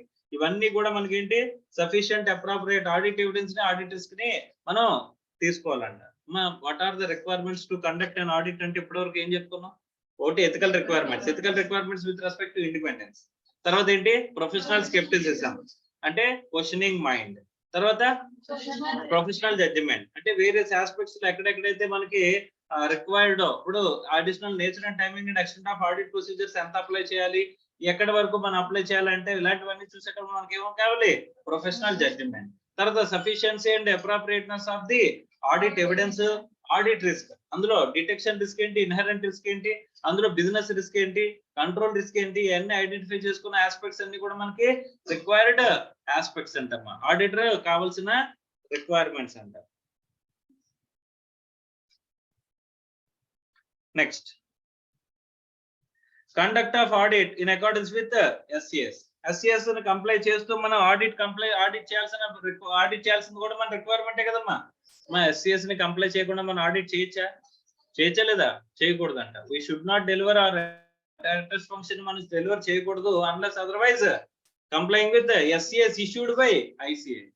Because you are a member of ICA, you should comply with the SCS. అర్థమైందా? SCS ని ఎవరు comply చేయాలి? Management, auditor? Auditor, not management. Management comply చేయాల్సిన standards ఏంటి? yes అంతేనా? So complying with the SCS relevant to audit, he shall comply with the relevant SCS. SCS the relevant effective and circumstances stated in SCA exist.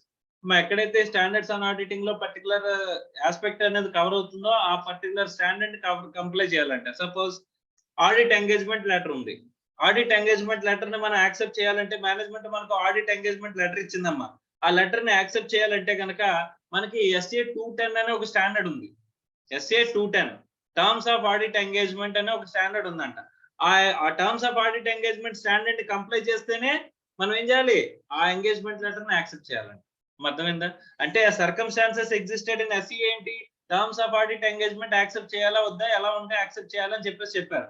అది exist అయ్యింది. ఎప్పుడు మీరు company నీకు ఏమిచ్చింది? Audit engagement letter ఇవ్వగానే నీకు అది invoke అయింది. అంతేనమ్మా? ఆ సర్కమ్స్టాన్సెస్ ఎగ్జిస్టెన్స్ లోకి వచ్చిందా రాలేదా? వచ్చి రాగానే మనం ఏం చేయాలి? SA 210 ని కంప్లై చేసాం లేదా అని చెప్పేసి చూడాలి. అంటే పర్టికులర్ SCA అనేది ఆ సర్కమ్స్టాన్సెస్ అనేది SCA లో చెప్పిన సర్కమ్స్టాన్సెస్ అనేది ఎగ్జిస్టెన్స్ లోకి వస్తే అక్కడ మనం ఏం చేయాలి? ఆ పర్టికులర్ స్టాండర్డ్ ని కంప్లై చేసామా లేదా అని చెప్పేసి మనం చూసుకోవాలంట. అర్థమైందా? So suppose work performed by others అంటే ఒక స్టాండర్డ్ లో work performed by others or other auditor or expert అని చెప్పేసి ఒక స్టాండర్డ్ చెప్పాడమ్మా. అంటే మనం ఒక పర్సన్ యొక్క వర్క్ ని యూజ్ చేసుకున్నాం, ఒక ఎక్స్పర్ట్ యొక్క వర్క్ ని యూజ్ చేసుకుంటున్నాం అనుకో, ఆ పర్టికులర్ స్టాండర్డ్ లో చెప్పిన సర్కమ్స్టాన్సెస్ ఇన్వోక్ అయినట్టేగా. అలాంటప్పుడు ఆ పర్టికులర్ స్టాండర్డ్ ని మనం కంప్లై చేయాలా లేదా? సపోజ్ SA 700 మనం ఆల్రెడీ చూసాం కాబట్టి చెప్తున్నాను. నెంబర్స్ అనేవి మనం ఆల్రెడీ చూస్తేనే చెప్తున్నాను అమ్మా. SA 700 అంటే ఒపీనియన్. మనం రిపోర్ట్ ఇవ్వాలని అనుకున్నామా? ఆ రిపోర్ట్ ఇవ్వడం అనే ఆస్పెక్ట్ ఇచ్చినప్పుడు ఆ సర్కమ్స్టాన్సెస్ అక్కడ ఉన్న ఎగ్జిస్టెన్స్ లోకి వచ్చింది కదమ్మా. ఆ స్టాండర్డ్ యొక్క సర్కమ్స్టాన్సెస్, ఆ స్టాండర్డ్ సర్కమ్స్టాన్సెస్ వచ్చినప్పుడు ఆ స్టాండర్డ్ లో చెప్పిన ఆస్పెక్ట్స్ ని కంప్లై చేసామా లేదా అని చెప్పేసి మనం చూసుకోవాలంట. అర్థమైందా? Is it clear or not? The auditor shall understand the entire SCA and apply it appropriately, and he shall represent compliance with the SCA's auditor's report if the compliance requirements of all the relevant SCAs. Objectives stated in the individual SCAs. He shall determine whether the additional procedures required to fulfill the objectives stated in SCA and evaluate whether the sufficient appropriate audit evidence has been obtained, keeping in view of the objective of the SCA. SCA లో చెప్పినట్టుగా మన SCA లో comply చేయడం అంటే SCA ని comply చేయడం అంటే ఏంటి? SCA లో చెప్పినట్టుగా ఆబ్జెక్టివ్స్ ఏవైతే ఉంటాయో మనం ఎవిడెన్స్ గ్యాదర్ చేయాలని చెప్పారనుకో, ఇలాంటి ఎవిడెన్స్ గ్యాదర్ చేయాలని చెప్పారనుకో, అలాంటి ఎవిడెన్స్ మనం గ్యాదర్ చేయాలి. ఆ ఆబ్జెక్టివ్ ని బేస్ చేసుకుని మనం వెళ్ళాలంట. Complying with the relevant requirement, he shall comply with the each requirement of SCAs unless entire SCA is not relevant. Requirement of not relevant because it is conditional and conditions is not present. So however exceptional circumstances he may depart from the relevant requirements of SCA, he shall perform alternative procedures in that case.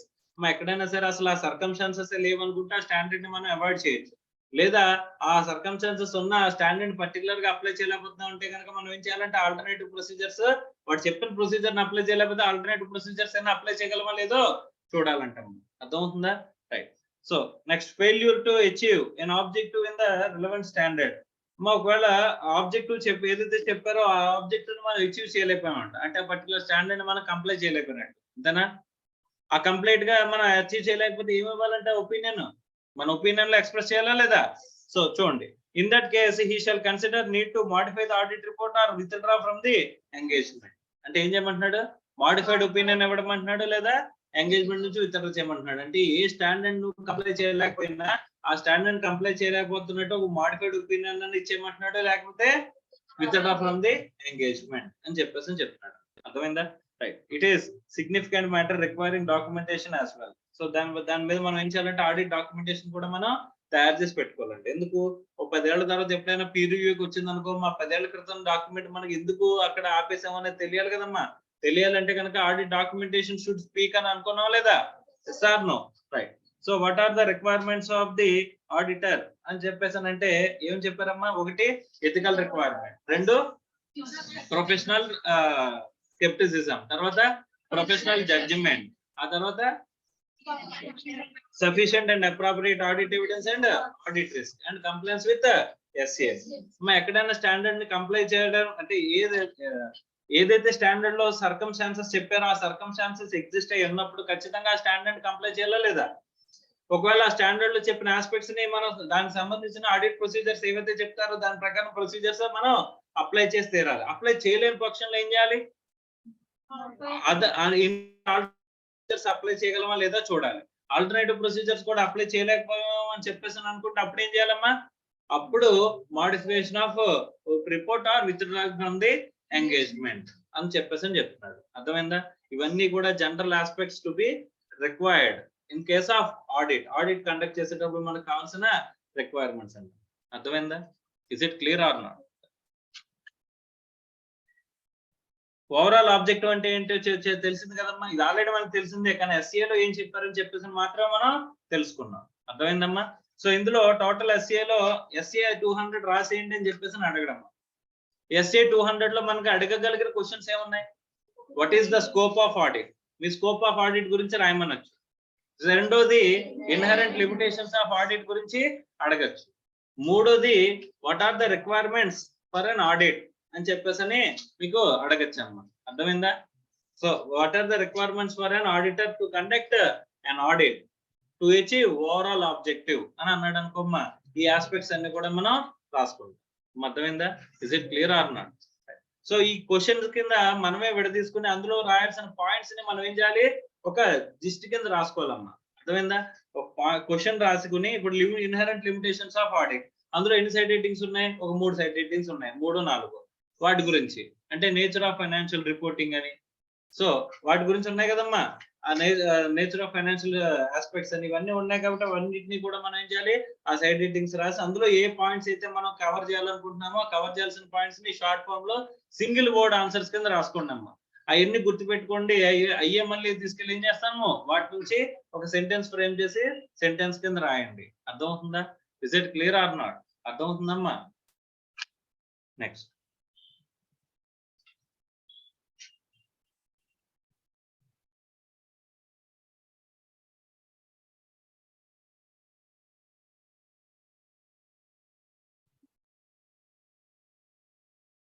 so next aspect, terms of agreeing the terms of auditor engagement అని చెప్పేసి అంటున్నాడు. SA 210 గురించి already మనం ఏం చేస్తున్నాం? Terms of audit engagement అనేది మనకి చెప్పినప్పుడే మనం ఏం చేయాలి? అక్కడ ప్రీ కండిషన్ అనేది ఎగ్జిస్ట్ అయ్యిందో లేదో చూడాలి కదమ్మా. What is precondition? Pre condition for an audit premises of audit అని చెప్పేసి అనుకున్నామా? దాన్ని అక్కడ ప్రీ కండిషన్ అని చెప్పేసి కూడా రాయించాను, గుర్తుందమ్మా? ఆ ప్రీ కండిషన్ అంటే ఏంటి? అందులో 2 ఆస్పెక్ట్స్ ఉన్నాయి. ఏంటది? Management is responsible for the preparation and presentation of financial statements and implementation of internal controls is the responsibility of the management అని చెప్పేసి అనేది ఫస్ట్ కండిషన్. రెండోది, auditor is provided with all information and additional information as and when required and unrestricted access. ఈ రెండు కూడా మేము ఇస్తాము అని చెప్పేసి వాళ్ళు గనక ఇన్సూరెన్స్ వాళ్ళు గనక వాళ్ళ వైపు నుంచి గనక మనకి ఏమవ్వాలమ్మా, before accepting audit engagement precondition అనేది ఎగ్జిస్టెన్స్ లో ఉండాలి. ఉంటేనే మనం ఏం చేద్దాం అనుకున్నాం, ఆడిట్ ఎంగేజ్మెంట్ ని యాక్సెప్ట్ చేద్దాం, లేకపోతే చెయ్యొద్దు అని చెప్పేసి అనుకోలేదా? Yes or no? రైట్. అలాంటి pre condition for an audit అనేది ఉండడం. ఓకే,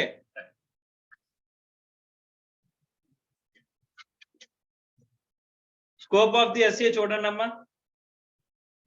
ఈ స్కోప్ ఆఫ్ ఎస్ఏ ఎందుకు చదవాలి మనం? స్కోప్ ఆఫ్ ఎస్ఏ అనేది ఎందుకు చదవాలి మనం అంటే, ఇందాక మనం రిక్వైర్మెంట్స్ ఆఫ్ ఆడిట్ లో మనం కంప్లైంట్స్ విత్ ఎస్ఏఎస్ అని అనుకున్నామా? రిక్వైర్మెంట్స్ ఆఫ్ ఆడిట్ గా అనుకున్నాం, అందులోని complaints with standards on auditing అనుకున్నాం కదమ్మా. అందులో ఏదైతే సర్కమ్స్టాన్సెస్ మనకి ఆ పర్టికులర్ ఎస్ఏ లో చెప్పారో ఆ సర్కమ్స్టాన్సెస్ కనుక మనకి ఎగ్జిస్టెన్స్ లో ఉంటే అప్పుడు మనం ఏం చేయాలి, దాన్ని కంప్లై చేసాం లేదా అనేది చూడాలి. అర్థమైందా?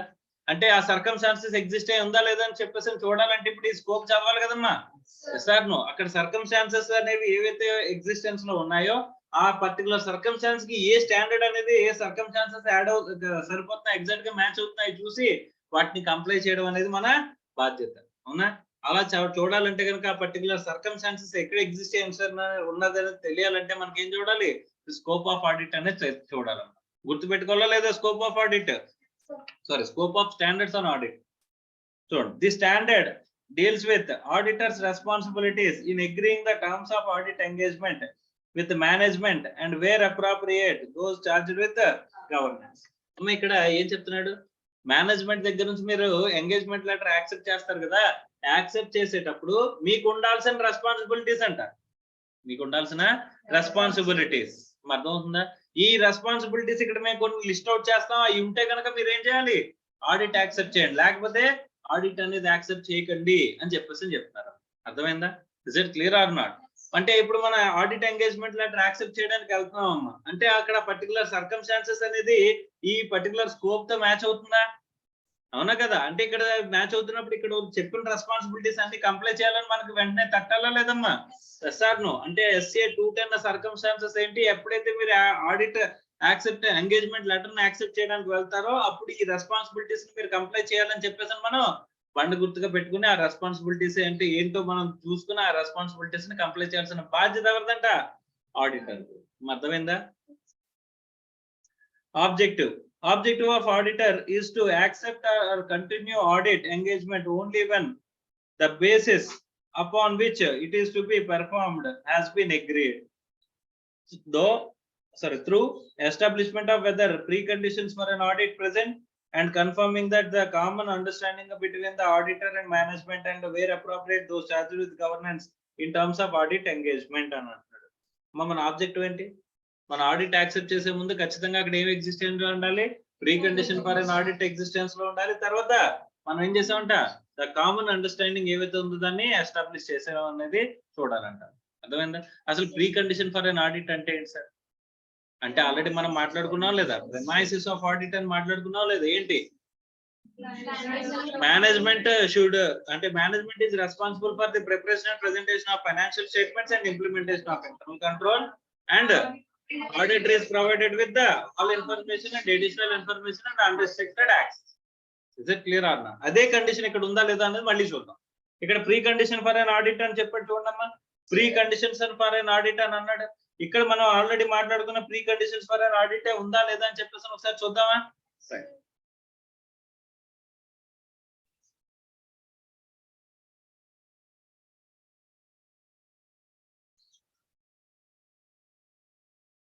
సో ఇక్కడ pre condition for an audit and definition లో కూడా ఇచ్చాడమ్మా, the use by management and acceptable financial reporting framework in preparation of the financial statements and agreement of the management and where appropriate those charged with governance the premises of such audit is conducted. Same మళ్ళీ premises of audit అంటే SC 200 లో చెప్పిన premises అది definition చెప్పుకున్నాం కదా.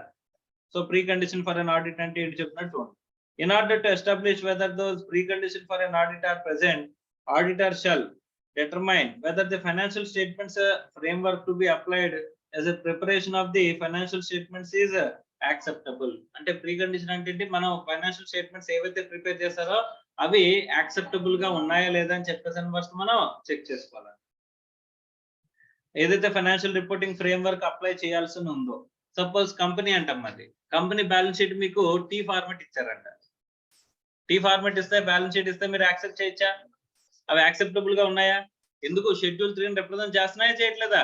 అంటే financial reporting framework నే, applicable financial reporting framework represent చేస్తున్నట్టు ఫైనాన్షియల్ స్టేట్మెంట్స్ లేకుండా మనం ఆడిట్ కి యాక్సెప్ట్ చేయొచ్చా? చేయకూడదు కదమ్మా, అది ప్రీ కండిషనే కదా. yes or no? So that is precondition. Obtaining agreement that between the management that acknowledges the undertaking responsibility for preparation of financial statements in accordance with the applicable financial reporting framework, including their fair presentation.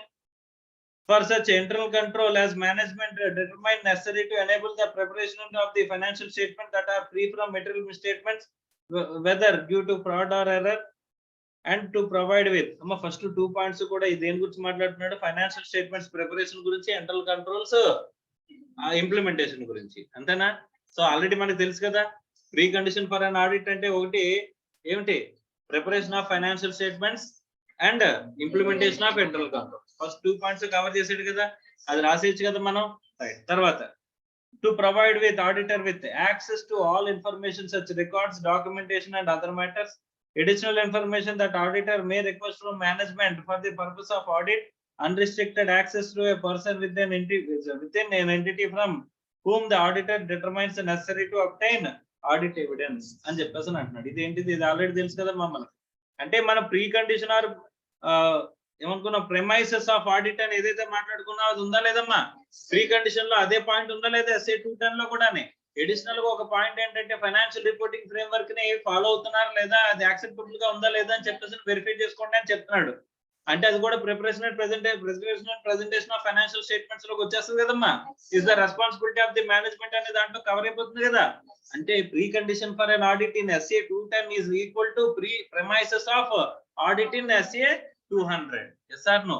ఇది existence లో లేకుండా మనం audit engagement accept చేయకూడదు అని చెప్పేసి చెప్పే పాయింటే ఇక్కడ SA 210 అమ్మా. ఆడిటర్ రెస్పాన్సిబిలిటీ గురించి మాట్లాడుతున్నారా ఇక్కడ? SA 210 లో స్కోప్ ఆఫ్ ఆడిట్ అంటే ఏమంటున్నారు, ఎప్పుడైతే మీరు లెటర్ ఆఫ్ ఎంగేజ్మెంట్ ని యాక్సెప్ట్ చేయడానికి వెళ్తారో అప్పుడు మీరు కొన్ని చూసుకోవాల్సిన ఆడిటర్ రెస్పాన్సిబిలిటీస్ అన్ని ఎక్కడ లిస్ట్ అవుట్ చేశాను అంటున్నారమ్మా?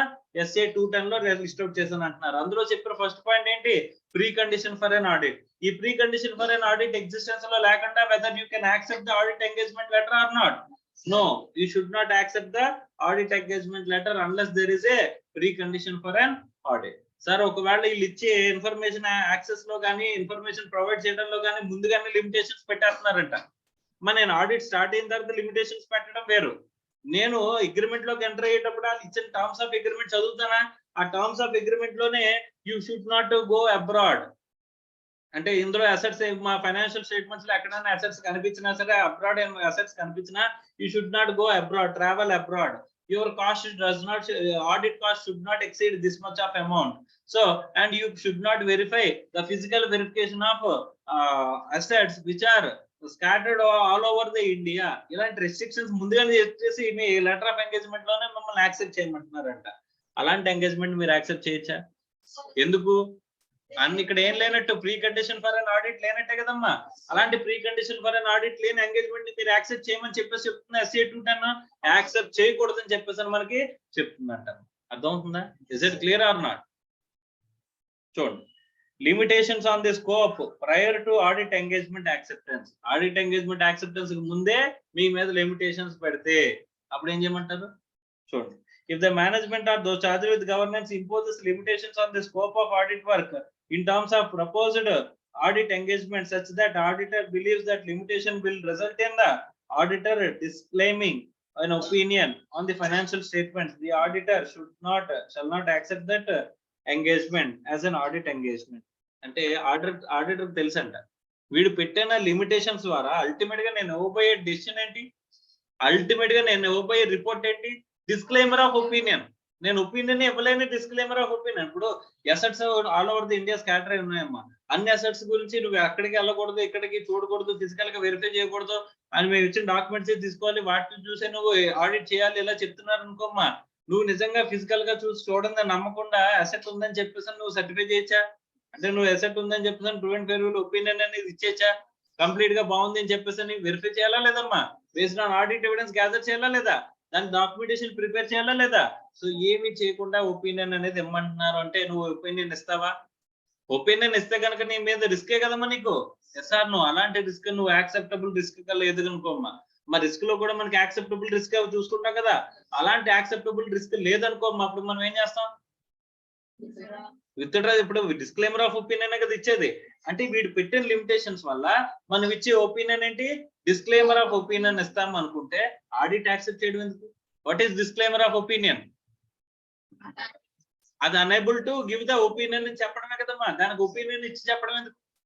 నేను ఆ ఒపీనియన్ ఇవ్వలేకపోతున్నాను, నేను నా ఫైనాన్షియల్ స్టేట్మెంట్ ఇచ్చిన ఫైనాన్షియల్ స్టేట్మెంట్ మీద నా ఒపీనియన్ అనేది చెప్పలేకపోతున్నాను అని చెప్పేసి రిపోర్ట్ లో చెప్పడం దేనికి అని చెప్పేసి అనుకున్నప్పుడు మనం ఏం చేయాలంట?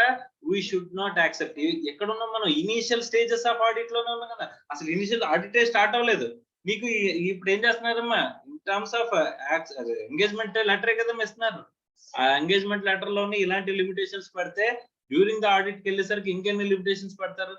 అండ్ ఇప్పుడు నువ్వు ఇనిషియల్ గా ఆడిట్ ఎంగేజ్మెంట్ యాక్సెప్టెన్స్ లెటర్ లోనే నీకు ఇచ్చిన లిమిటేషన్స్ ద్వారా నువ్వు ఆల్రెడీ డిసైడ్ అయిపోయి ఏంటి, నేను అల్టిమేట్ గా నేను ఒపీనియన్ అనేది ఇవ్వలేను ఫ్యూచర్ లోని అని చెప్పేసి డిసైడ్ అయితే you should accept the audit or you should not accept the audit? Should not accept the audit కదమ్మా అని చెప్పేసి మనకి చెప్తున్నారు. ఎందుకు చెప్పండి? ఇక్కడ మనం ఆడిట్ యాక్సెప్ట్ చేయకూడదు అంటున్నారు. ఎందుకంటే లిమిటేషన్స్ ఆఫ్ ఆడిట్. లిమిటేషన్స్ దేని వల్ల? Pre condition for an audit existence లో లేకపోవడం వల్ల. అంతేనా? నీకు లిమిటేషన్స్ పెట్టారా? ఆల్ యాక్సెస్ ఇచ్చారా? ఆల్ ఇన్ఫర్మేషన్ యాక్సెస్ ఇస్తున్నారా? ఇవ్వట్లేదు కదా. రిస్ట్రిక్టెడ్ యాక్సెస్ గా చెప్పారు. దాని వల్ల నీ ఒపీనియన్ అనేది అల్టిమేట్ గా ఏం ఇవ్వాల్సి వస్తుంది? డిస్క్లైమర్ ఇవ్వాల్సి వస్తుంది కదమ్మా. అలాంటి సిచ్యువేషన్ సర్కమ్స్టాన్సెస్ ఉంటే you should not accept that engagement అని చెప్పేసి చెప్తున్నారు. అర్థమైందా?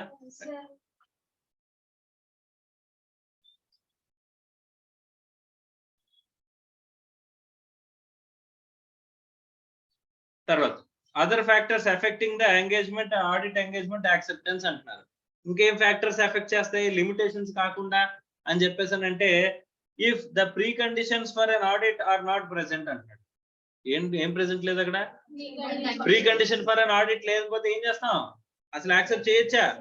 So pre condition for audit is not present. Auditor shall discuss the matter with management unless required by law or regulation to do so.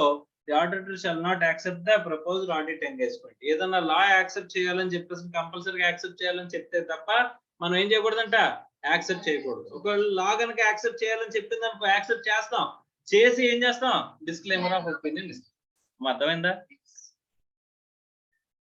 Agreement on audit engagement terms. Okay. The auditor shall agree the terms of audit engagement with management and those charged with governance as appropriate. The agreed terms of audit engagement shall be recorded in an audit engagement letter or other suitable form in the written agreement shall include objective and scope, responsibilities and responsibility of the management, identification of the applicable financial reporting framework with reference to form and content. జాగ్రత్తగా చూడండి. ఇప్పుడు మనం ఏవైతే ఇక్కడ highlight చేసుకున్నామో అది ఖచ్చితంగా గుర్తుపెట్టుకోండి. ఎందుకంటే ఒకసారి అడుగుతుంటాడు, please prepare a sample engagement letter అంటాడు. శాంపిల్ ఎంగేజ్మెంట్ లెటర్ ప్రిపేర్ చేయమంటాడమ్మా. ఆ శాంపిల్ ఎంగేజ్మెంట్ లెటర్ ప్రిపేర్ చేసామనుకో అమ్మా, ప్రిపేర్ చేసినప్పుడు ఎన్ని ఆస్పెక్ట్స్ కవర్ అయ్యేలా రాయాలి మనం. ఏమేమి కవర్ అవ్వాలంటే అందులో objective, scope.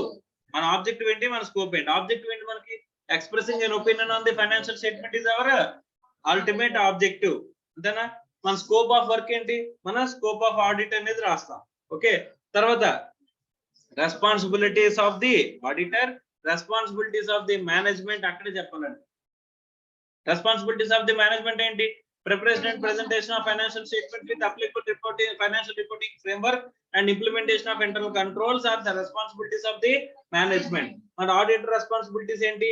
To express opinion on the on gathering evidence ఇవన్నీ చేసి మనం చేయడం అనేది రెస్పాన్సిబిలిటీ ఆఫ్ ది ఆడిటర్. ఇవన్నీ చెప్తాం మనం. అర్థమైందా?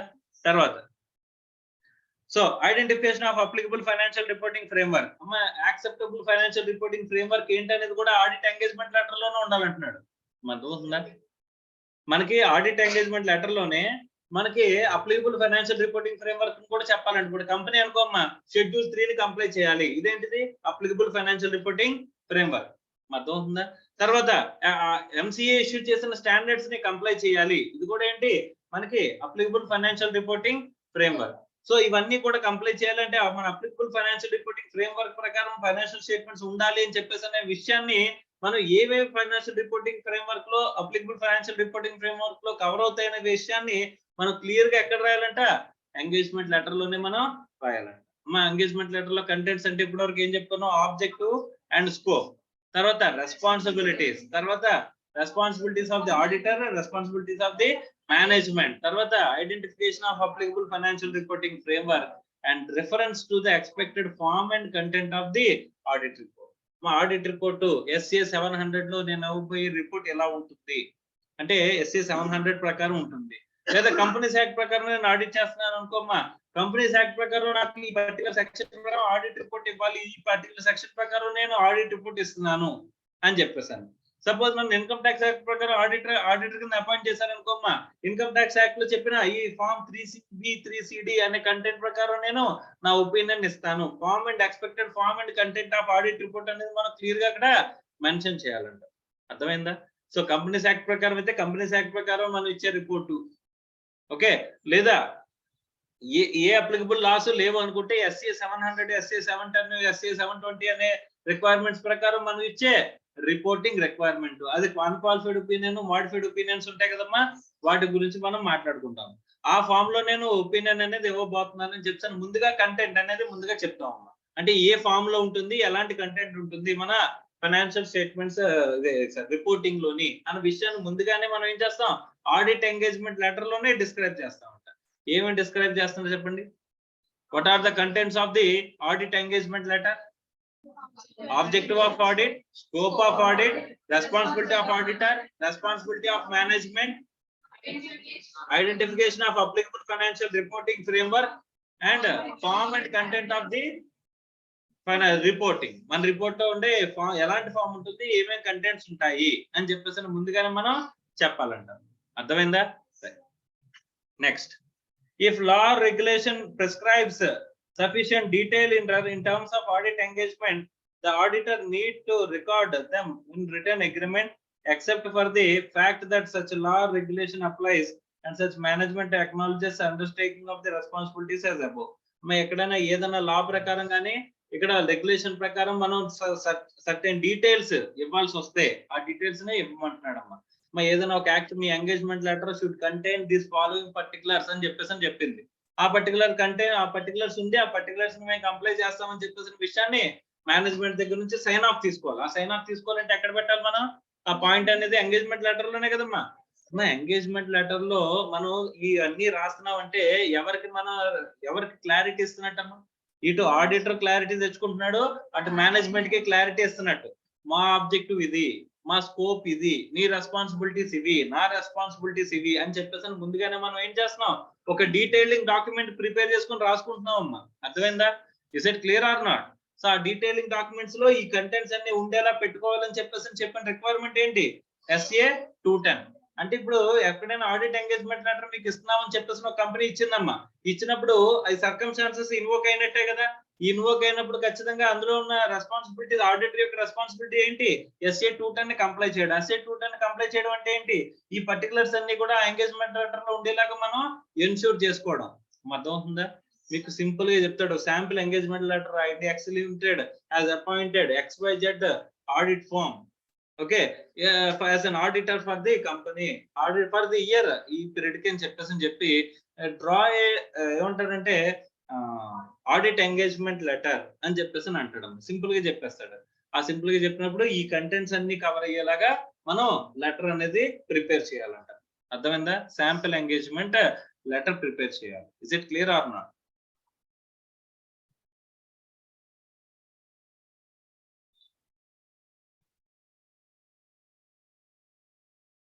నెక్స్ట్ రికరింగ్ అంటే ఏంటమ్మా? రిపీటెడ్ ఆడిట్సే కదా. లాస్ట్ ఇయర్ ఆడిటర్ ఎవరు? మనమే. మళ్ళీ ఆడిటర్ ఎవరు? మనమే. మళ్ళీ ఈసారి ఎంగేజ్మెంట్ లెటర్ లో ఈ పర్టికులర్స్ అన్ని ఉండేలాగా లెటర్ ఆఫ్ ఎంగేజ్మెంట్ అంతా తీసుకుని రాసుకోవాల్సిన అవసరం ఉందా, లేకపోతే ఒకసారి రాసుకుంటే దాన్ని అలా కంటిన్యూ చేసుకోవచ్చా అనేది SC 210 లో ఏం చెప్తున్నారో చూడండి. Okay, on recurring audits, the auditor shall assess whether the circumstances require the terms of the audit engagement to revised, whether there is a need to remind the entity existing terms of the audit engagement అని చెప్పేసాను.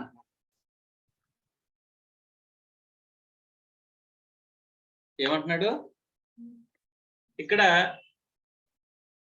Recurring audit లో ఎక్కడైనా మనం first already audit engagement letter రాశారు కదా, మనకి first year బాగానే జరిగింది. సెకండ్ ఇయర్కి వచ్చేసరికి మధ్యలో ఆడిట్ జరుగుతున్నప్పుడు కొన్ని ఇబ్బందులు పెట్టారు మేనేజ్మెంట్. ఇప్పుడు 3వ ఇయర్కి వచ్చేసరికి ఎంగేజ్మెంట్ లెటర్ వీళ్ళకి పాత విషయాలు గుర్తు చేయాలని అనుకుంటున్నాడు అనుకోమ్మా, అప్పుడు ఏం చేయాలి? లెటర్ ఆఫ్ ఎంగేజ్మెంట్ ని మళ్ళీ తీసుకురావాలి. ఓకే, లేదా ఇక్కడ ఏదైనా అందులో ఉన్న టర్మ్స్ మాడిఫై చేయాల్సి వస్తే కనుక ఇక్కడ వీళ్ళు ఇంతకుముందు ఈ లిమిటేషన్ రాసి ఈ లిమిటేషన్ తీయించాలనుకుంటే మనం ఏం చేయాలమ్మా? రివైజ్ చేయాలంట. అర్థం అవుతుందా? Is it clear or not? So అంతేగాని నార్మల్ గా అసలు ఇలాంటి రివైజ్ చేయాల్సిన సర్కమ్స్టాన్సెస్ లేవు, లేకపోతే వాళ్ళకి రిమైండ్ చేయాల్సిన అవసరం లేదు. అలాంటప్పుడు మళ్ళీ letter of acceptance, letter of engagement అనేది మళ్ళీ రాయాల్సిన అవసరం ఉందా అంటే అవసరం లేదు. అమ్మ ఎప్పుడు అవసరం అని చెప్పండి? ఒకటి రివైజ్డ్ కేసెస్ లోనే, రెండు రిమైండర్ కేసెస్ లో. అర్థమవుతుందా? Is it clear or not?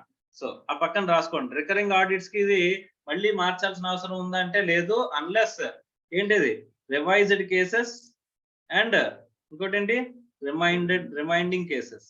మా రిమైండింగ్ అంటే గుర్తు చేయడం. వీళ్ళు మళ్ళీ పాత విషయాలన్నీ మర్చిపోయినట్టున్నారని చెప్పేసి మళ్ళీ గుర్తు చేయాలని చెప్పేసి అనుకుంటే కనుక అప్పుడు మళ్ళీ రిమైండర్ అనేది ఇస్తా ఉంటాం.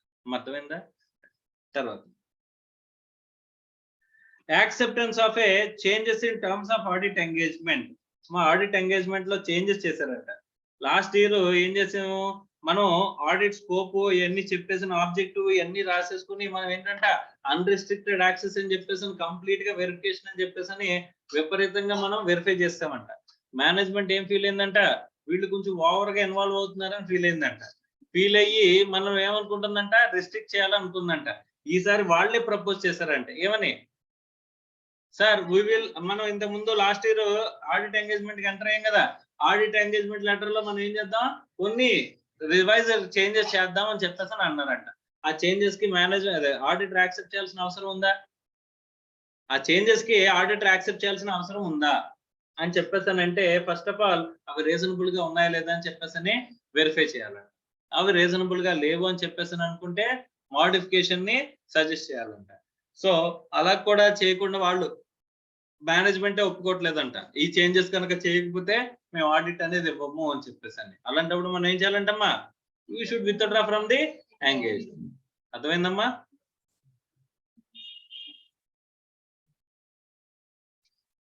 An auditor who before the completion of the engagement is requested to change the engagement to one which provides a lower level of assurance should consider appropriateness of doing so అని చెప్పేసి అంటున్నాడు. అంటే ఈ circumstances ఏంటి? Audit అనేది ఇంకా complete అవ్వకుండానే మనం వెళ్ళే స్కోప్ ను తగ్గించేద్దాం అని చెప్పేసి మేనేజ్మెంట్ డిసైడ్ అయ్యి, sir we want to revise the audit engagement letter which we have given unrestricted unlimited access to you, we want to restrict that అని చెప్పేసి మీ దగ్గర ఏం చేసిందమ్మా? రివైజ్డ్ ఆడిట్ ఎంగేజ్మెంట్ లెటర్ పెట్టిందంట. అలాంటప్పుడు ఏం చేయాలి? A request from the client for the auditor to change the engagement letter may be due to change in circumstances affecting the need for a service, misunderstanding to the nature of audit originally requested.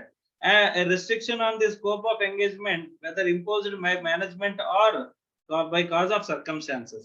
Auditor would consider carefully the reason which give request and particularly the implications of a restrictions of the scope of engagement and another. Tarvata, auditor shall not agree the changes in terms of audit engagement where there is no reasonable justification for doing so. Ma reasonable justification లేకపోతే accept చేయొచ్చా? అది changes చేసినవన్నీ accept చేయగలం మనం? మా first engagement letter చేయడానికే మనకి ఈ స్టాండర్డ్ చెప్తుందా? ఎక్కడైనా డ్యూరింగ్ ద ఇయర్ లో ఫస్ట్ ఎంటర్ అయ్యేటప్పుడు డ్యూరింగ్ ద ఇయర్ లో ఎప్పుడు చేంజ్ చేయాల్సి వచ్చినా ఈ స్టాండర్డ్ అప్లికబుల్ అవుతుందా లేదా, ఈ సర్కమ్స్టాన్సెస్ అనేది ఇందులో కవర్ అవుతున్నాయి లేదా. సో ఎప్పుడైనా సరే మోడిఫికేషన్ చేయాల్సి వస్తే మోడిఫికేషన్ ఎలా ఉండాలి, రీజనబుల్ గా ఉండాలి. రీజనబుల్ కనుక లేకపోతే కనుక we should not accept such change. Change చేయకపోతే మీరు కంటిన్యూ అవ్వలేరు అని చెప్పేసి అనేసింది అనుకో మా కంపెనీ, ఏం చేయాలి మనం, విత్ డ్రా అయిపోవాలి కానీ కంటిన్యూ అసలు మాత్రం అవ్వకూడదు. అర్థమైందా? If prior to completion of audit engagement, the auditor requests to change the audit engagement to an engagement that conveys a lower level of assurance, auditor shall determine whether there is a reasonable justification to do so. If the terms of the audit engagement changed, the auditor of the management shall agree on the recorded new terms, engagement in the engagement letter or the suitable form of written agreement. వాళ్ళిద్దరూ agree అయితే కనుక suitable form of agreement లో రాసుకోవాలంట. Unable to agree అయితే, unable to change అనుకుంటే కనుక, unable to agree to a change terms of audit engagement did not permitted return management to continue original audit engagement letter. అంటే original audit engagement ని continue చేయలేరు unless otherwise accepting the modified terms అని చెప్పిందంట company. అప్పుడు ఏం చేస్తారు చూడండి, withdraw from the audit engagement where possible under applicable law or regulation and determine whether there is any obligation, whether contractual or otherwise, report the circumstances to the parties, those charged with governance, owners or regulators. మనం withdraw అయిపోవడంతో పాటుగా ఈ circumstances ని ఎవరికి చెప్పాలంట, ఎవరైతే మనల్ని appoint చేశారో లేదా persons who are those charged with governance or అక్కడ షేర్ హోల్డర్స్ ఆర్ ఓనర్స్ ఎవరైతే ఉంటారో వాళ్ళకి ఇంటిమేట్ చేయాల్సిన అవసరం అనేది ఉందంట. అర్థమైందా? నెక్స్ట్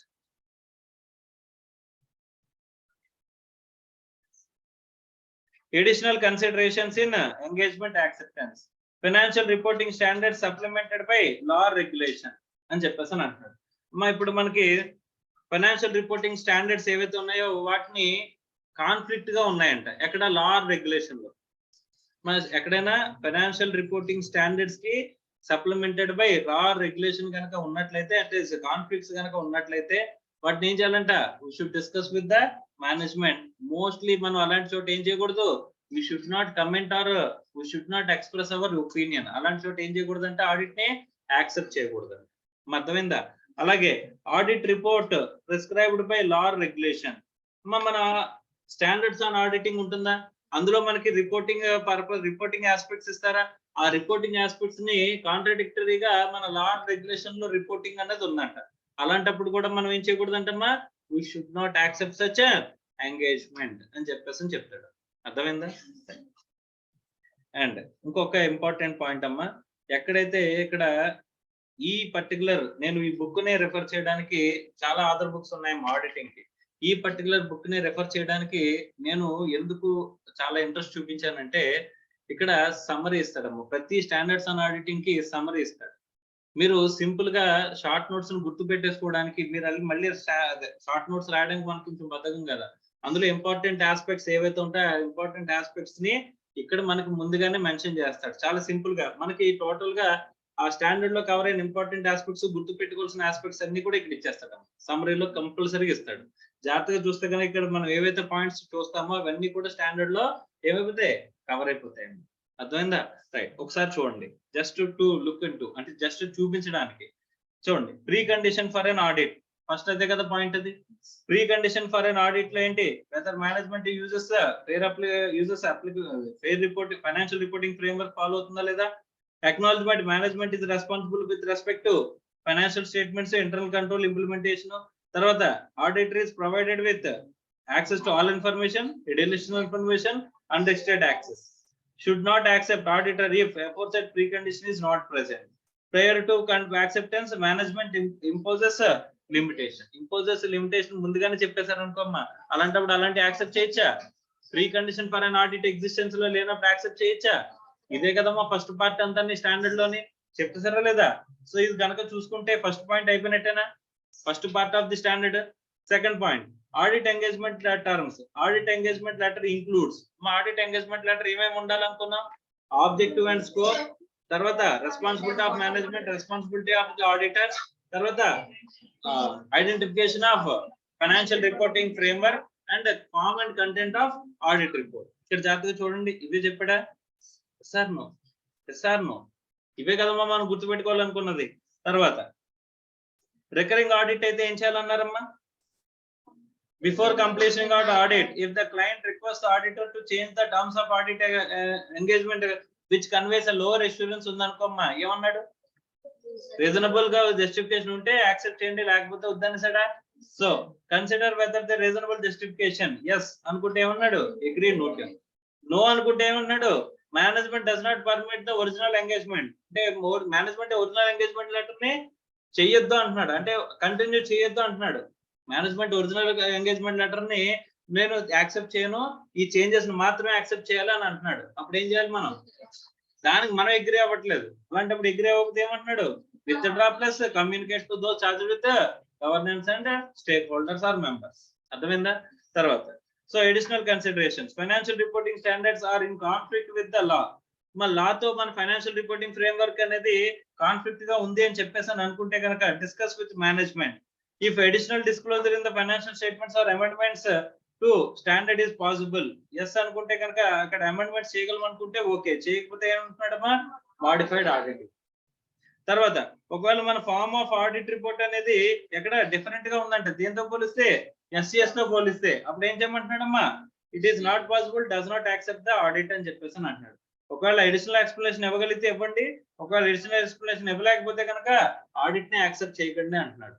అంటే మన స్టాండర్డ్స్ ఆన్ ఆడిటింగ్ లో ఇచ్చే రిపోర్ట్ కి మనం ఇప్పుడు form and content of audit report లో కావాల్సిన ఆడిట్ రిపోర్ట్ కి లాలో చెప్పిన ఆడిట్ రిపోర్ట్ కి కాన్ఫ్లిక్ట్ కనుక వచ్చినట్లయితే ఎడిషనల్ ఎక్స్ప్లెనేషన్ ద్వారా మనం ఏమన్నా దాని కాన్ఫ్లిక్ట్ ని రిజాల్వ్ చేయగలమా? ఎస్ అనుకుంటే ఓకే, చేయలేకపోతే ఏం చేయమంటున్నాడు? Does not accept the engagement అని చెప్పేసి చెప్పాడు. ఇందులో మేజర్ గా ఇంపార్టెంట్ గా గుర్తుపెట్టుకోవాల్సిన పాయింట్లు అన్ని సమరీలో రాసాడా లేదా? ఈ సమరీని చదువుకుంటే మన స్టాండర్డ్ అంతా కంప్లీట్ గా చదువుకోవాల్సిన అవసరం ఉందా? Yes or no? Clear or not? So కాబట్టి ఈ స్టాండర్డ్ లోని సమరీని మనం గుర్తు పెట్టుకుంటే సరిపోతుంది. అందుకోసమని పర్టికులర్ గా ఈ బుక్ ని మీకు రిఫర్ చేయడానికి ఇది మనం తీసుకున్న ఆస్పెక్ట్. అర్థమైందా? తర్వాత శాంపిల్ ఎంగేజ్మెంట్ లెటర్ అని చెప్పేసి ఉంటుందమ్మా. ఇంత పెద్ద లెటర్ అనేది ఇచ్చాడని చెప్పేసి కంగారు పడకండి. ఇదేంటంటే ఒక శాంపిల్ లెటర్, కాకపోతే ఏంటంటే ఇందులో మనం బైఫర్కేట్ చేయాలి. మనం ఇందులో ఒక శాంపిల్ ఎంగేజ్మెంట్ లెటర్ ఏమేమి ఉండాలనుకున్నాం? Objective, scope, responsibility of management, responsibility of auditor, తర్వాత acceptable financial reporting framework, form and content of the audit report అనేది ఉండాలనుకున్నాం కదా. అవే ఉంటాయి. వాటిని బైఫర్కేట్ చేసుకుని వాడు ఏం రాసాడో చూడండి. రాసినంత డీటెయిల్ గా మీరు రాయవలసిన అవసరం లేదు. ఓకే, ఇవన్నీ కంటెంట్స్ కవర్ అయ్యేలాగా మనం ఒక శాంపిల్ లెటర్ అనేది ఇందులోంచి దీని నుంచి ఎక్స్ట్రాక్ట్ తీసుకోండి. దీని నుంచి ఏం చేస్తారు? ఒక ఎక్స్ట్రాక్ట్ తీసి ఒక లెటర్ అనేది రాసి పెట్టుకోండి. అర్థమవుతుందా? అందులో ఆ పాయింట్స్ అన్ని కవర్ అయ్యేలాగా మనం లెటర్ రాస్తే చాలు. ఓకేనా?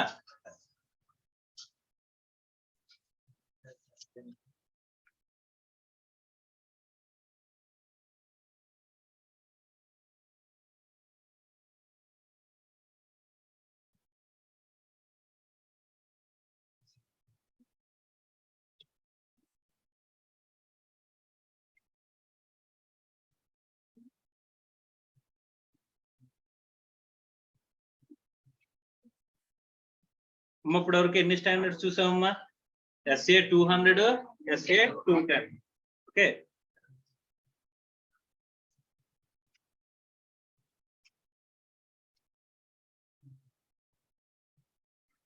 ఇక్కడ కొన్ని ఆస్పెక్ట్స్ ఉన్నాయి. Relationship of auditing with other disciplines అని చెప్పేసి అకౌంటింగ్ కి ఆడిటింగ్ కి సంబంధం ఏంటి, మ్యాథమెటిక్స్ కి ఆడిటింగ్ కి సంబంధం ఏంటి, స్టాటిస్టిక్స్, ఎకనామిక్స్, లాస్, ఈ బిజినెస్ ఆపరేషన్స్, ఇవన్నీ ఆస్పెక్ట్స్ ఇస్తాడమ్మా. అవన్నీ కూడా జనరల్ ఆస్పెక్ట్స్, ఒకసారి మీరు చదువుకుంటే అర్థమవుతాయమ్మా. ఓకే రైట్, అవన్నీ కూడా సింపుల్ ఆస్పెక్ట్స్. ఇవన్నీ ఏంటంటే జస్ట్ అండర్స్టాండింగ్ కోసం మాత్రం, వాటి మీద క్వశ్చన్స్ అయితే ఏముండవు అమ్మా. ఓకేనా? రైట్. తర్వాత difference between accounting and auditing. Accounting auditing difference చెప్పండి. Where accounting ends auditing starts. అంతేనా? అకౌంటింగ్ అంటే ఏంటి? Recording of transactions. So auditing అంటే ఏంటి? Expressing of opinion. So accounting కి కావాల్సిన నాలెడ్జ్ ఏంటి? అకౌంటింగ్ నాలెడ్జ్ సరిపోతుంది. మరి ఆడిటింగ్ చేయాలంటే అకౌంటింగ్ నాలెడ్జ్ కావాలి, ప్లస్ ఆడిటింగ్ నాలెడ్జ్ కావాలి. అర్థమైందా? సో చూడండి ఒకసారి ఏమని చెప్పినాడు. Meaning, accounting is the art of recording, classifying, summarizing of financial information. అంటే డెఫినేషన్స్ ప్రకారం చెప్తున్నాడమ్మా. ఆల్రెడీ మన ఆడిటింగ్ డెఫినేషన్ తెలుసు కదా, చాలాసార్లు చెప్పుకున్నాం. ఫంక్షన్స్ ఏంటి? Records the financial aspects of the entity. ఇక్కడ ఏం చేస్తాం? రివ్యూ చేస్తాం మనం, అంతేనా? తర్వాత ఎవరు చేస్తారని చెప్పేసానంటే నాలెడ్జ్ ఆఫ్ అకౌంటింగ్ ఉన్నవాడు ఎవడైనా చేయొచ్చు, కానీ ఇక్కడ మాత్రం ఒక చార్ట్ అకౌంటెంట్ మాత్రమే చేయాలి ఆడిటింగ్ అని, అంతేనా? Auditing chart accountant with practice కదమ్మా, విత్ సిఓపి, అంతేనా? ప్రిన్సిపల్స్ ఏంటి? అకౌంటింగ్ స్టాండర్డ్స్ ఫాలో అవ్వాలి. ఇక్కడ ఏం ఫాలో అవ్వాలి? ఆడిటింగ్ స్టాండర్డ్స్ ఫాలో అవ్వాలి. ప్రైమరీ రెస్పాన్సిబిలిటీ ఎవరిది? మేనేజ్మెంట్. మా అకౌంటింగ్ చేయాల్సిన ప్రైమరీ రెస్పాన్సిబిలిటీ ఎవరిదమ్మా? మరి ఇక్కడ ఆడిట్ కండక్ట్ చేయాల్సిన రెస్పాన్సిబిలిటీ ఆడిటర్. ఎక్స్పర్టైజ్, ఏ ఎక్స్పర్టైజ్ ఉంటే సరిపోద్ది? Accounting expertise. ఇక్కడ ఏం కావాలి? Accounting and audit. ఇక్కడ వీడికి ఆ అకౌంటింగ్ ఎక్స్పర్టైజ్ ఎందుకమ్మా? ఇప్పుడు ప్రిపేర్ చేసిన ఫైనాన్షియల్ స్టేట్మెంట్స్ కరెక్ట్ గా చేసాడు లేదు తెలియాలంటే మనకి అకౌంట్స్ కూడా వచ్చి ఉండాలి కదమ్మా. తర్వాత time of occurrence, accounts are prepared by management prior to get them audited. ఎప్పుడు చేస్తామమ్మా ఇవి? అంటే ఆడిటింగ్ చేయడానికి ముందే అకౌంట్స్ ప్రిపేర్ చేస్తాం. ఆడిట్ ఎప్పుడు చేస్తాం? ఆఫ్టర్ కంప్లీషన్ ఆఫ్ అకౌంటింగ్, అంతేనా కదా? సో ఇవి సింపుల్ ఆస్పెక్ట్స్ అనేవి ఉంటాయి. ఇవన్నీ కూడా మనం రాసుకోవచ్చు, అంటే గుర్తు పెట్టుకోవాలి. అంటే క్వశ్చన్ ఇది కూడా అడిగే అవకాశం ఉంది, accounting and auditing difference. Next, basic aspects to be covered by the auditor, auditors functions. ఏం చేయాలమ్మా? ఎగ్జామినేషన్ అంటున్నాడు. Examination of what? మన accounting system and internal control system ని ఎగ్జామిన్ చేస్తాం కదా. మన ఆడిట్ లో ఏమేం చేస్తామంటే కనుక ఇంటర్నల్ కంట్రోల్ సిస్టమ్ ని వెరిఫై మనం కరెక్ట్ రివ్యూ చేస్తాం కదమ్మా. So examination. తర్వాత books, checking the books of accounts ensure arithmetical accuracy. Evidence gather చేస్తాం కదమ్మా సపోర్టింగ్ బుక్స్ ఆఫ్ అకౌంట్స్ కి. మనం ప్రిపేర్ చేసిన ట్రాన్సాక్షన్ జరిగింది అనడానికి ఎవిడెన్స్ ఉంటే ఎవిడెన్స్ ని బేస్ చేసుకుని రికార్డింగ్ జరుగుతుంది. ఆ రికార్డింగ్ చేసిన రికార్డ్ ఎంట్రీని, దాని సపోర్టింగ్ ఎవిడెన్స్ ని మనం వెరిఫై చేస్తాం. Full inclusion, check whether all the entries in the books of accounts have been taken while preparing the financial statements. Full inclusion అంటే ఏంటి? all the transactions are recorded in the financial statements or not. తర్వాత ప్రాపర్నెస్, అవి proper గా record చేశారా చేయలేదా, ఎర్రోనెస్ గానే జరిగిందా. తర్వాత వెరిఫికేషన్ ఆఫ్ అసెట్స్, మా verification of assets completeness, existence, valuation, disclosure of financial statements అనేది చెప్తున్నాడు. Statutory compliances, disclosures, truthfulness, truth and fairness అని చెప్పేసి అంటున్నాడు. స్టాట్యూటరీ కంప్లైన్సెస్ అనేవి చేశారా చేయలేదా, తర్వాత డిస్క్లోజర్ రిక్వైర్మెంట్స్ అన్నింటినీ కంప్లై చేశారా చేయలేదా, ఇవన్నీ కూడా మనం చెక్ చేస్తాం కదమ్మా. ఇవన్నీ కూడా ఆస్పెక్ట్స్. ఓకే, సో మా basic principles governing and audit వేరు, basic aspects to be covered during the audit వేరు. మా బేసిక్ ఆస్పెక్ట్స్ అంటే ఏమేమి చెక్ చేస్తాం అనేది చెప్పడం అమ్మా. ఏమేమి చెక్ చేస్తాం? మనకి accounting system, internal control system ని వెరిఫై చేస్తాం. తర్వాత బుక్స్ ని వెరిఫై చేస్తాం. ఆ బుక్స్ అన్ని ఫుల్ ఇంక్లూజన్, అన్ని టోటల్ కంప్లీట్ ఇన్ఫర్మేషన్ ని కవర్ చేసేలా ఉందా లేదో చూస్తాం. స్టాట్యూటరీ కంప్లైన్సెస్ ఏమైనా ఉంటే కనుక వాటిని చేస్తున్నారో లేదో చూస్తాం. అప్లికబుల్ స్టాండర్డ్స్ ఏమైనా ఉంటే కనుక వాటిని కంప్లై చేస్తున్నారో లేదో చూస్తాం. తర్వాత ఇంకేమంటున్నాడు? అసెట్స్, లయబిలిటీస్ ఏవైతే ఉంటాయో అవన్నీ కూడా వాటికి ఎగ్జిస్టెన్స్, వాల్యుయేషన్, ఇవన్నీ కూడా ఎలా చేశారో చూడమమ్మా. రైట్. తర్వాత డిస్క్లోజర్ రిక్వైర్మెంట్స్ ఆఫ్ స్టాండర్డ్ ఏవైతే చెప్పారో, లాస్ గానీ స్టాండర్డ్స్ గానీ చెప్పారో అవన్నీ డిస్క్లోజ్ చేశారో లేదా నోట్స్ టు అకౌంట్స్ లో అని చెప్పేసి చూస్తాం కదమ్మా. ఇవన్నీ కూడా మనకి చూడాల్సిన aspects, basic aspects to be covered లోకి వస్తాయి. అర్థమైందా? Basic principles governing and audit అంటే 9 ఆస్పెక్ట్స్ గురించి మనం మాట్లాడుకున్నాం కదమ్మా. అవి వాటి గురించి రాయాలి. అర్థమైందా?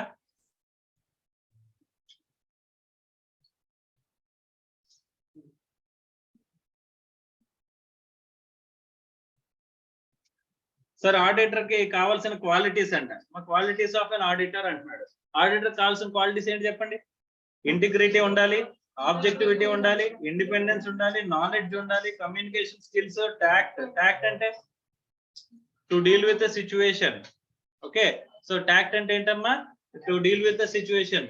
ఎబిలిటీ చూడండి, he must able to deal with the different persons and different situations. He has to direct and supervise his own staff as well. He should be tactful. Okay, so తర్వాత జడ్జిమెంట్, ప్రొఫెషనల్ జడ్జిమెంట్ అనుకున్నాం కదమ్మా. Judgement ఉండాలి, logical skills ఉండాలి, technical skills ఉండాలి, confidentiality ఉండాలి and caution. Okay, ఇవన్నీ కూడా ఏంటి? ఆడిటర్ కు ఉండాల్సిన క్వాలిటీస్. అర్థమైందా? సో మీరు ఆడిటర్ అవ్వాలంటే మీకు ఇవన్నీ ఉండాలంట. సో మీకు ఏ క్వాలిటీస్ ఉండాలి టు బికమ్ ఏ ఆడిటర్ అన్నాడంటే ఇవన్నీ కూడా మనం రాసుకుంటారు. ఏమిటివి? Integrity, objectivity, independence, knowledge, communication skills, tact, judgement, logical skills, technical skills, confidentiality, caution. ఇవన్నీ కూడా అవన్నీ కూడా సింపుల్ గా చూసుకుంటే అర్థమైపోయే ఆస్పెక్ట్స్ అన్నమాట. ఇందులో పెద్ద టెక్నికాలిటీ అనేది ఏమి ఉండదు. ఓకేనా?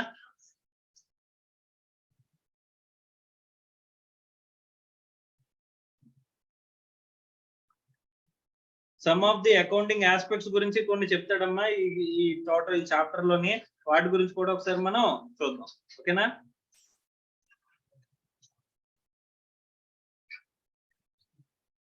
సో ఇవన్నీ కూడా అకౌంటింగ్ కాన్సెప్ట్స్ అమ్మా.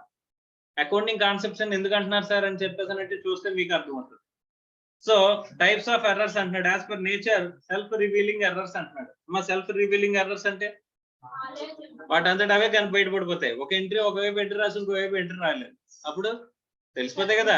వాటిని ఏమంటాం? Self revealing error. Double entry system లో సింగిల్ ఎంట్రీ మాత్రం వేసి ఇంకో ఎంట్రీ వేయలేదు, ఆటోమేటిక్ గా బ్యాలెన్స్ షీట్ టాలీ అవుతుందా? టాలీ అవ్వదు. టాలీ అవ్వకపోతే దట్ ఈస్ రిఫ్లెక్ట్స్ దట్ అంటే పర్చేజెస్ ఎంటర్ చేసాడు కానీ డెటార్స్ లో క్రెడిటార్స్ లో ఎంటర్ చేయలేదు అని చెప్పేసి తెలిసిపోతుంది కదమ్మా. అలాంటిది వాటంతటా అవే రివీల్ అయ్యే ఎర్రర్స్ ఏమంటాం? సెల్ఫ్ రివీలింగ్ ఎర్రర్స్ అంటాం. నాన్ సెల్ఫ్ రివీలింగ్ ఎర్రర్స్ అంటే ఎంట్రీ వేస్తాం కానీ వేరే పేరు కూడా వేస్తాం. ఇప్పుడు ఏ అనే బుక్స్ లో రాయాల్సింది బి అనే బుక్స్ లో రాసాం, అది బయటపడుతుందమ్మా. Non self revealing errors. Revenue expenditure తీసుకెళ్లి క్యాపిటల్ ఎక్స్పెండిచర్ చేస్తాం, క్యాపిటల్ ఎక్స్పెండిచర్ తీసుకొచ్చి రెవెన్యూ ఎక్స్పెండిచర్ చేస్తాం. ఏ బుక్స్ లో రాయాల్సింది బి బుక్స్ లో రాస్తాం, బి బుక్స్ లో రాయాల్సింది ఏ బుక్స్ లో రాస్తాం. తెలుస్తుందా? అవి రివీల్ అవుతాయా? రెండింటికి కూడా బ్యాలెన్స్ షీట్ టాలీ అయిపోతుంది కదమ్మా. అక్కడ ఎర్రర్స్ లేవనుకుంటాం లేదా? సో అలాంటప్పుడు అలాంటి ఎర్రర్స్ ఏమంటాం? నాన్ సెల్ఫ్ రివీలింగ్ ఎర్రర్స్ అంటాం. ఓకే. Unintentional errors. అన్ఇంటెన్షనల్ అంటే డెలిబరసీ లేనప్పుడు, డెలిబరేట్ గా మనకు కావాలని చేయలేదు అనుకో, అదేంటి? అన్ఇంటెన్షనల్. ఇంటెన్షనల్ అంటే ఫ్రేమ్డ్ వర్క్ అంటారు. Framed error. ఫ్రేమ్డ్ ఎర్రర్ అంటే ఏంటి? మనం కావాలని ఫ్రేమ్ చేసాం, ఫ్రేమ్ చేసి దాన్ని ఎంట్రీ చేస్తాం, దాన్ని ఏమంటాం? ఫ్రాడ్ అని కూడా మనం మాట్లాడుకోవచ్చు. అర్థమైందా? తర్వాత ఏమన్నారమ్మా? అన్కన్సీల్డ్ ఎర్రర్స్ అంటే మనం ఏమి దాచిపెట్టట్లేదు. ఓకే, అలాంటి ఎర్రర్స్ ఏమంటాం? Unconcealed errors. కన్సీల్డ్ ఎర్రర్స్ అంటే management wants to hide the certain errors.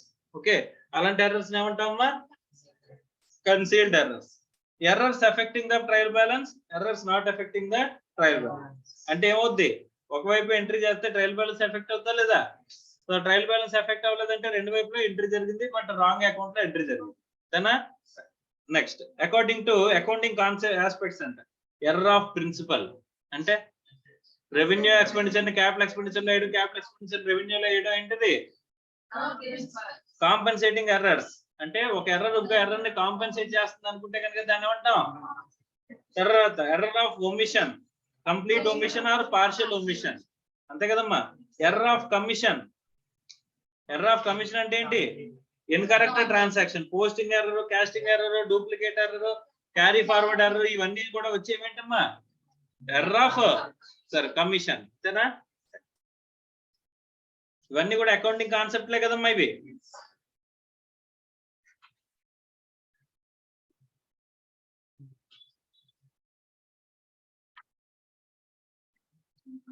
మా accounting concept and disclosure of accounting policies అంటున్నాడు. ఇది ఎక్కడ చదువుకున్నాం? అకౌంటింగ్ స్టాండర్డ్ 1 కదా? Sir no. నెక్స్ట్ దానికంటే పైన ఒక పాయింట్ చూడండి. Conditions which increase the risk of misstatements in the financial statements. మా ఫైనాన్షియల్ స్టేట్మెంట్స్ లో మిస్టేట్మెంట్స్ పెరగడానికి, ఇంక్రీజ్ అవ్వడానికి ఏ కండిషన్స్ దారితీస్తాయి అని చెప్పేసి అని అడుగుతున్నాడు. ఏ కండిషన్ దారితీస్తాయి అంటే ఏం చెప్తున్నాడు చూడండి.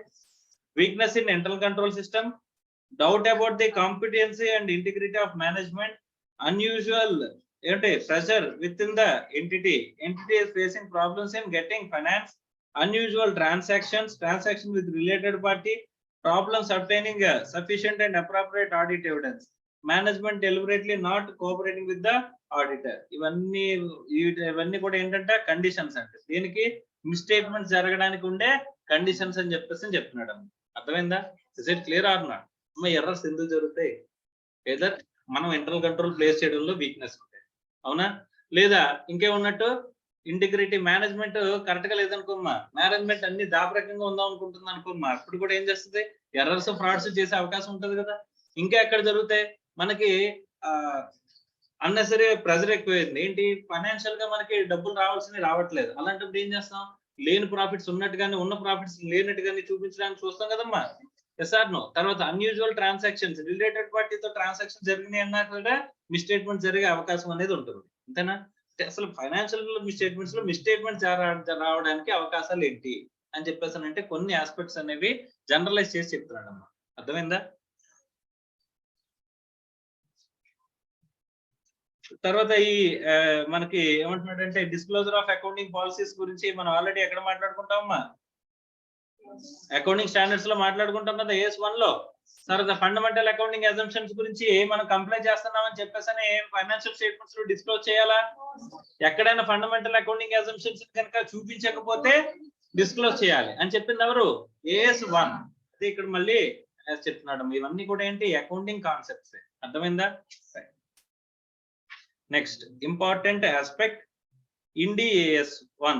ఓకే, మనం AS1 చూస్తాం కానీ ఇండి AS గురించి మనం మాట్లాడుకోమమ్మా. ఎందుకు? ఫైనల్ లెవెల్ ఇండి AS గురించి చెప్తారని చెప్పేసాను. ఇక్కడ ప్రెజెంటేషన్ ఆఫ్ ఫైనాన్షియల్ స్టేట్మెంట్స్ గురించి ఇండి AS లో ఏం చెప్తున్నాడు? AS కంటే కొంచెం డిఫరెంట్ గా ఉంటదమ్మా. అకౌంటింగ్ స్టాండర్డ్ 1 లో ఏవైతే అకౌంటింగ్ పాలసీస్ ని డిస్క్లోజ్ చేయమన్నారు, అకౌంటింగ్ స్టాండర్డ్ 1 లో మాట్లాడుకున్నాం కదా, దానికి ఇండి AS1 కి చాలా చిన్న డిఫరెన్స్ ఉంటుంది. అది గురించి మనం మాట్లాడుకుందాం. ఎక్కడెక్కడైతే చేంజెస్ జరుగుతాయో ఒకసారి చూడండి. As per 133 of the Companies Act, Indian accounting standards are required to be followed by the companies in a phased manner. Scope of Ind AS is much wider than AS1. AS1 కంటే Ind AS1 అనేది scope ఎక్కువ అంట. Which deals with the disclosure of accounting policies only. Major requirements of Ind AS as follows. ఏమున్నాయి చూద్దాం. An entity shall prepare an explicit statement in the financial statements of compliance with the all Indian accounting standards. First of all Ind AS ప్రకారం financial statements prepare చేస్తే management యొక్క responsibility statement లో ఇవ్వాలంట అని చెప్తుంది ఎవరు? Ind AS1. Ind AS1 లో Ind AS లో అన్ని స్టాండర్డ్స్ మేము కంప్లై చేసామని చెప్పేసి మేనేజ్మెంట్ రెస్పాన్సిబిలిటీ లెటర్ అనేది రాయించుకుని ఫస్ట్ ఆ ఫైనాన్షియల్ స్టేట్మెంట్స్ లోనే ఇంక్లూడ్ చేయమంటున్నారమ్మా. ఎందుకు? మీ అంతటి మీరే వెళ్ళి లాక్ అవడానికి. మేనేజ్మెంట్ వెళ్ళి సైన్ ఆఫ్ ఇస్తుంది కదమ్మా, నేను అన్ని ఇండియన్ Ind AS లో ఫాలో అవుతున్నానని చెప్పేసి రెస్పాన్సిబిలిటీ అనేది. ఇది AS1 లో ఉందా? AS1 లో లేదు, కానీ Ind AS1 లో ఉంది. తర్వాత deviation from requirements of Ind AS1 is allowed if the management concludes that compliance will be misleading and regulatory framework does not prohibit such a departure. అమ్మా ఎక్కడైనా సరే మనం Ind AS1 కనుక డీవియేట్ చేస్తుంటే ఆ విషయాన్ని ముందుగానే ఏం చేయాలంట? ఇంటిమేట్ చేయాలి, డిస్క్లోజ్ చేయాలి అని చెప్పేసి చెప్తున్నారు అమ్మా. Okay, right. It prohibits presentation of an extraordinary item in the statement of P&L account or in the notes. Extraordinary item నే చూపించద్దు అంటున్నారు ఎక్కడ? Ind AS. కానీ AS5 లో మనం చెప్పారమ్మా ఎక్స్ట్రాడినరీ ఐటమ్ సెపరేట్ గా డిస్క్లోజ్ చేయాలి కదా on the face of the P&L, కానీ ఇక్కడ అవసరం లేదంట. తర్వాత it provides criteria for classification of current and non current assets on liabilities. మా కరెంట్ అసెట్స్ కరెంట్ లయబిలిటీస్ లేదా non current assets non current liabilities ఎలా ఉండాలని చెప్పేసి ఎక్కడ క్రైటీరియా ఇచ్చారంటమ్మా? ఆ క్రైటీరియా ప్రకారమే బ్యాలెన్స్ షీట్ డిస్క్లోజ్ చేయాలంట. AS లో ఎక్కడ చెప్పలేదు. ఎక్కడ చెప్పారు? షెడ్యూల్ 3 లో చెప్పారమ్మా. షెడ్యూల్ 3 లో చెప్పారు కానీ AS లో ఎక్కడ చెప్పలేదు. కానీ Ind AS లో చెప్పారంట కరెంట్ అసెట్స్ ఏమి ఉండాలి, నాన్ కరెంట్ అసెట్స్ ఏమి ఉండాలి, కరెంట్ లయబిలిటీస్ ఏమి ఉండాలి, నాన్ కరెంట్ లయబిలిటీస్ ఏమి ఉండాలి అని చెప్పేసాను. తర్వాత Ind AS mandates disclosure of judgment made by the management in selecting an accounting policy అని చెప్పేసి అంటున్నారు. తర్వాత classification of expenses to be done on the basis of their nature. ఇవన్నీ కూడా AS1 అని చెప్పట్లేదు కదా, బట్ నేచర్ ని బేస్ చేసుకుని ఎక్స్పెండిచర్ ని డివైడ్ చేయండి ఇలాగేం చెప్పట్లేదు. కానీ Ind AS అనేది ఏం చెప్తుంది? స్పెసిఫై చేస్తుందంట. It requires presentation of balance sheet as at the beginning of the earliest period. Next, in case of reclassification of an item, it requires disclosure of nature and amount or reason thereof and statement of changes in equity to be shown as part of the balance sheet. ఇవన్నీ కూడా ఈ presentation గురించి వాటిలో most of the aspects schedule 3 లో ఉంటాయమ్మా. ఆ schedule 3 లో ఉన్న requirements ఎక్కడ నుంచి తీసుకున్నారు? Ind AS లో తీసుకున్నారు. అర్థం అవుతుందా? Is it clear or not? So Ind AS కి AS కన్నా చిన్న డిఫరెన్స్ చెప్తున్నాడు. అండ్ ఇంకొక విషయం ఏంటంటే Ind AS ఇవన్నీ కూడా మీకు ఇక్కడ అవసరం లేదు. ఎక్కడ అవసరం అవుతాయి? CA ఫైనల్ లో అవసరం అవుతాయి. అర్థమైందమ్మా? సో ఇక్కడతో మనకి major aspects of first chapter complete అయిందమ్మా. Okay, so